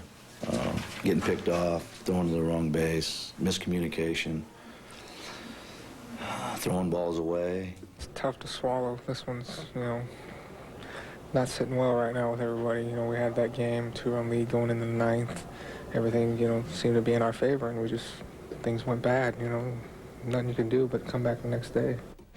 Well, there is some innocence that tends to go along with youth, and perhaps they'll be able to put it behind them. One game may make a season, but in the short term, you can't look at it that way. You see the last 2 opponents' 9th innings against the Philadelphia Phillies. The Expos and Mets sent 18 to the plate. And again, I talked about Jose Mesa, and he had been fairly reliable. This is a bit uncharacteristic for him, and clearly you're going to need a guy like that if you're going to be in this league. Well, he had been absolutely dominant. Yeah. I mean, he had 28 consecutive appearances going back to June, in which he had not allowed a run before Sunday when he came into a 2-2 game and gave up 4 runs. That's what was so disturbing. You say, oh, hopefully this doesn't carry over, but it did. I mean, this is Sunday's game. Tim Raines scoring after the Cabrera line drive up the middle. And then Monday, Phillies lead 7-4. And this is one of those things, relievers can have a great year, but they can have one bad week. Right. And this is a bad time for that one bad week. I think what the Phillies have to do is just say, look, we've had all this stuff happen. The youth, we saw the Santiago play was not too good. Mesa's had a little implosion here for 2 days. This is only September 3rd. Let's get it out of our system. Let's grow up and move on. We have the better schedule than Atlanta. We have very good everyday players. We can just get this thing back. And, Jose Mesa has lost games before in his life. He knows he can come back from it. Coincidence, opening day, Memorial Day, Labor Day, those are the days that Jose Mesa has struggled. But again, there is the perspective that you need, and perhaps Boa, because of his experience, can give it to him. Yeah, and they just have to not get too excited at this point. But one thing about it, as one very noted producer said earlier, if the next one he blows is on Columbus Day, the Phillies fans will be very happy. It would be a very good thing for the Philadelphia Phillies. All right, Peter and I continue on baseball tonight. When we return, a lot of people hopping on the bag wagon. Houston has been on fire lately. We'll get the Astros story. Peter and I return with baseball tonight. Astros and the Reds, top 2, no score. Ron Vallone dealing. Ruben Rivera, blast off. Hard hat. Rivera's got 10. In the 4th, they're up 2-0. Elmer DeSantis is on the hill. Here's Bagwell. He always talks about going to right, Peter, when he's hitting the ball well, and we saw it on Sunday. We see it here again. Number 35 on the season for Bagwell. Had a huge RBI on Sunday at 2-1. Pokey Reese off the wall. Todd Walker is going to try to come around and score. And he was slow enough going in the 3rd. Stop. Kimmed it home. Well, this is nicely done by the Astros. I'm not sure exactly what happened to Todd Walker here, but Lance Berkman gets rid of it quickly to Jose Vizcaino, gets rid of it quickly to Brad Ausmus, and he's out easily. Trying to make something happen, but happened was not good. Octavio Dotel hasn't given up an earned run since the first week of July. Pokey Reese bloops one in the center. Dotel throwing over. Bagwell let it get by him. Reese goes to second. 2 batters later, it's Calvin Pickering. A Calvin Pickering sighting. Into left it goes. Reese. And the Reds slide in with a 3-2 win. Dotel scoreless streak is snapped and give Octavio Dotel the loss. Don't know that he's going to lose sleep over that. He's been so good this season. Reese goes 3 for 3 in the game. Bagwell's hit was the home run. That was the only hit he had in this one. And by the way, a note in the lower left.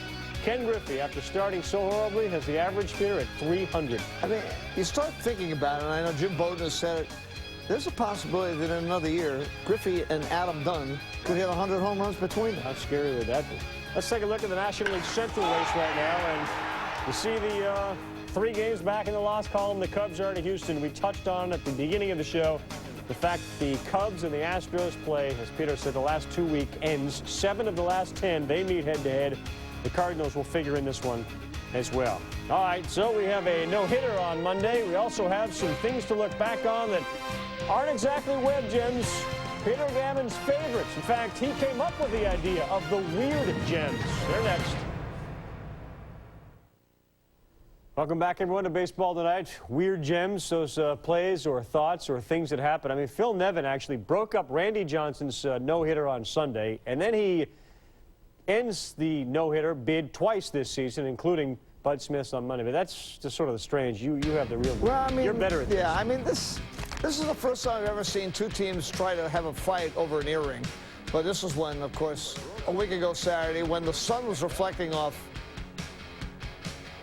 a rainbow. Oh my God, my wife doesn't have any earrings that big, diamond earrings. Arthur Rhodes. A near fight. Now, this is a great one. Bobby Bonilla strikes out, and that enables the Cardinals to score 2 runs, which they happen to win the game by 16-14. The bat went flying. Throw to third baseman's ducking. And here's something Mike McFarland and I have seen, I don't know how many games. I've never seen a 5-2-5 double play. Shea Hillenbrand made a great play diving with the bases loaded, left-handed hitter going the other way. 5-2-5. And then this play today. In a pennant race, Mr. Santiago, I think you want to be more away. And then exuberance. Jimmy Rollins goes after it and fires the ball. Larry Bowa hadn't seen that one either. And this is a great sighting, 43 years old. I mean, I think we might have seen this during the Lyndon Johnson administration. Julio Franco diving for a ball, but there it is. Just a little Julio Franco redux. And the weird gems. A little later, the web gems. Also ahead of us, the A's. They've been gems. They'll have their story against the... We thank you for watching Baseball Tonight. Carl Ravitch and Peter Gammons, the O's and the A's, and the Orioles are batting about $170 as a team over their last 10. And it's not going to get any better when Tim Hudson's dealing the way he was. Miguel Tejada helping out in short, inning over. Bottom 3, 1 out, 1 on. Johnny Damon to center field.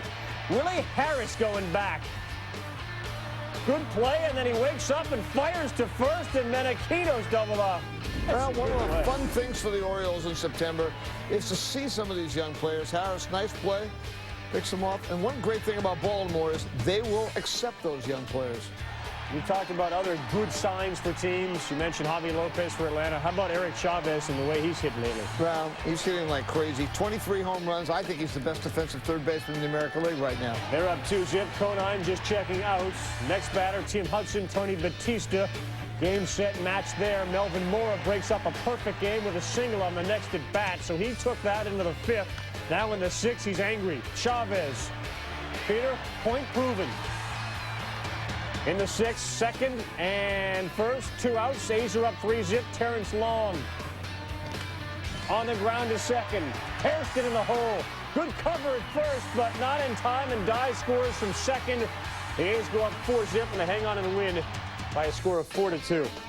So now Tim Hudson and Mike Mussina are tied for the highest number of quality starts in the American League, 21 apiece. That Cy Young race, despite Clemens' 18-1 mark, is going to be phenomenal because Mulder's right in there too. Mulder's right in there, and frankly, as John and Joe were pointing out on Sunday night, so is Mussina if only he had any run support. Hudson, Peter talked about his marks. He's 47-15 in his career. He's the winningest pitcher in the American League since he came up from the minor leagues in June of 1999. And that's why the American League playoffs are going to be so good. The A's have won 8 of 9. More to do here. We go from near perfection from Oakland to no-hitter, St. Louis. The last no-hitter by a National League left-handed pitcher, 1880. Lee Richmond, Worcester, Ruby Legs. Welcome back, everyone, to Baseball Tonight. 7th inning stretch time, and Bud Smith probably stretching as we speak. 21-year-old rookie, and through 7 innings, you wondered if he was going to be able to complete his no-hit bid. He had thrown 70 pitches on his way to 134. Those who watched ESPN on Sunday night witnessed Mike Mussina take a perfect game into the bottom of the 9th with 2 outs and lose it. Bud Smith took a no-hitter in the 9th. He wouldn't lose it. Good job by Mr. Smith of the St. Louis Cardinals. Through 5 innings, this has been a trend for the San Diego Padres. A.J. Burnett, you remember, did it and completed it. Kurt Schilling, May of 26, went 7 2/3. Bud Smith gets the job done. The Padres, by the way, have never thrown a no-hitter. The final out. Ground ball. Bud Smith's got it. No-hitter for another Cardinal rookie. It's incredible. Pitch a no-hitter in the major leagues anytime, especially when you're a rookie, and especially against a club like San Diego. I mean, they scored more runs than we have. They got an outstanding hitting club. But, I mean, Bud Smith was just incredible. He kept the ball down real well. You know, whenever he kept the ball out, they took real good swings at it. But, you know, we were fortunate, you know, that for most of the part, he kept the ball down. It was a lot exciting. He moved the ball in and out. And like I said, you know, he had a real good changeup today, and I think that's what kept him in the ballpark. Well, it's frustrating. I mean, sometimes you got to tip your cap to him. It's just unfortunate for us it's happened twice in the same year. But, you know, he did a hell of a job and kept us off balance. I think that's what did it for him, you know, for the most part. Well, he mentioned this is the second time. The Padres are the 4th team in history, the 4th to be no-hit twice at home in a season. Oh, this is it still amazes me that the National League hasn't had a no-hitter by a rookie left-hander since the Worcester Ruby Legs in 1880. Also on Monday, Barry Bonds did this. 58th time this year he's left, 12 shy of that magical number 70. 4-1. The Rockies did beat the San Francisco Giants, and you'll see Barry Bonds at-bats live on Baseball Tonight Tuesday when he comes up during the 10 o'clock hour, and when he comes up then again during the midnight hour. Not going to be easy against the Arizona Diamondbacks. He'll face Witt, Kurt Schilling, and Albie Lopez. We'll return.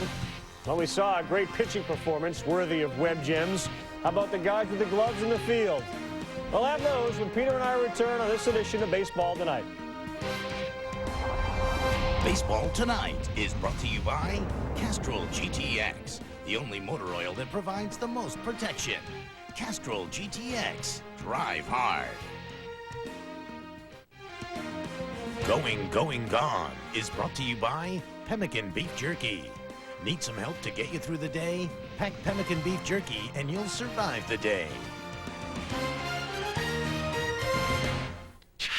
All right, roll anything, take something. Find the Web Gems. Yankees and the Jays under the sun at Skydome. Felipe Lopez steps up. Talked about it, Peter. Shane Spencer has the ability to be a very good fielder. He does it. Great catch here. He made another very good catch to end the game in the right field fence. Good day for him. By left and right. Braves and the Expos, Orlando Cabrera. Pretty. Who's a better shortstop in the National League? You know, he can certainly make the argument that he should get the Gold Glove. Mets and the Phillies, Jimmy Rollins in the right, Matt Lawton is there. All right, same game, Edgardo Alfonso. Showing a little range to his left. The last 6 weeks, he's looked like the Edgardo Alfonso of a year ago. And the O's and the A's. Chavez doing it with his bats. You say maybe the best fielding third baseman next to Brocious. Is Brocious there? Well, I mean, he's been hurt this year, and Scott's also leading the league in errors for third baseman, so even though those errors are a little deceptive. Chavez has become a terrific third baseman, but I think Shane Spencer wins that Web Gem tonight. Give it to Spencer. Log on and vote, people.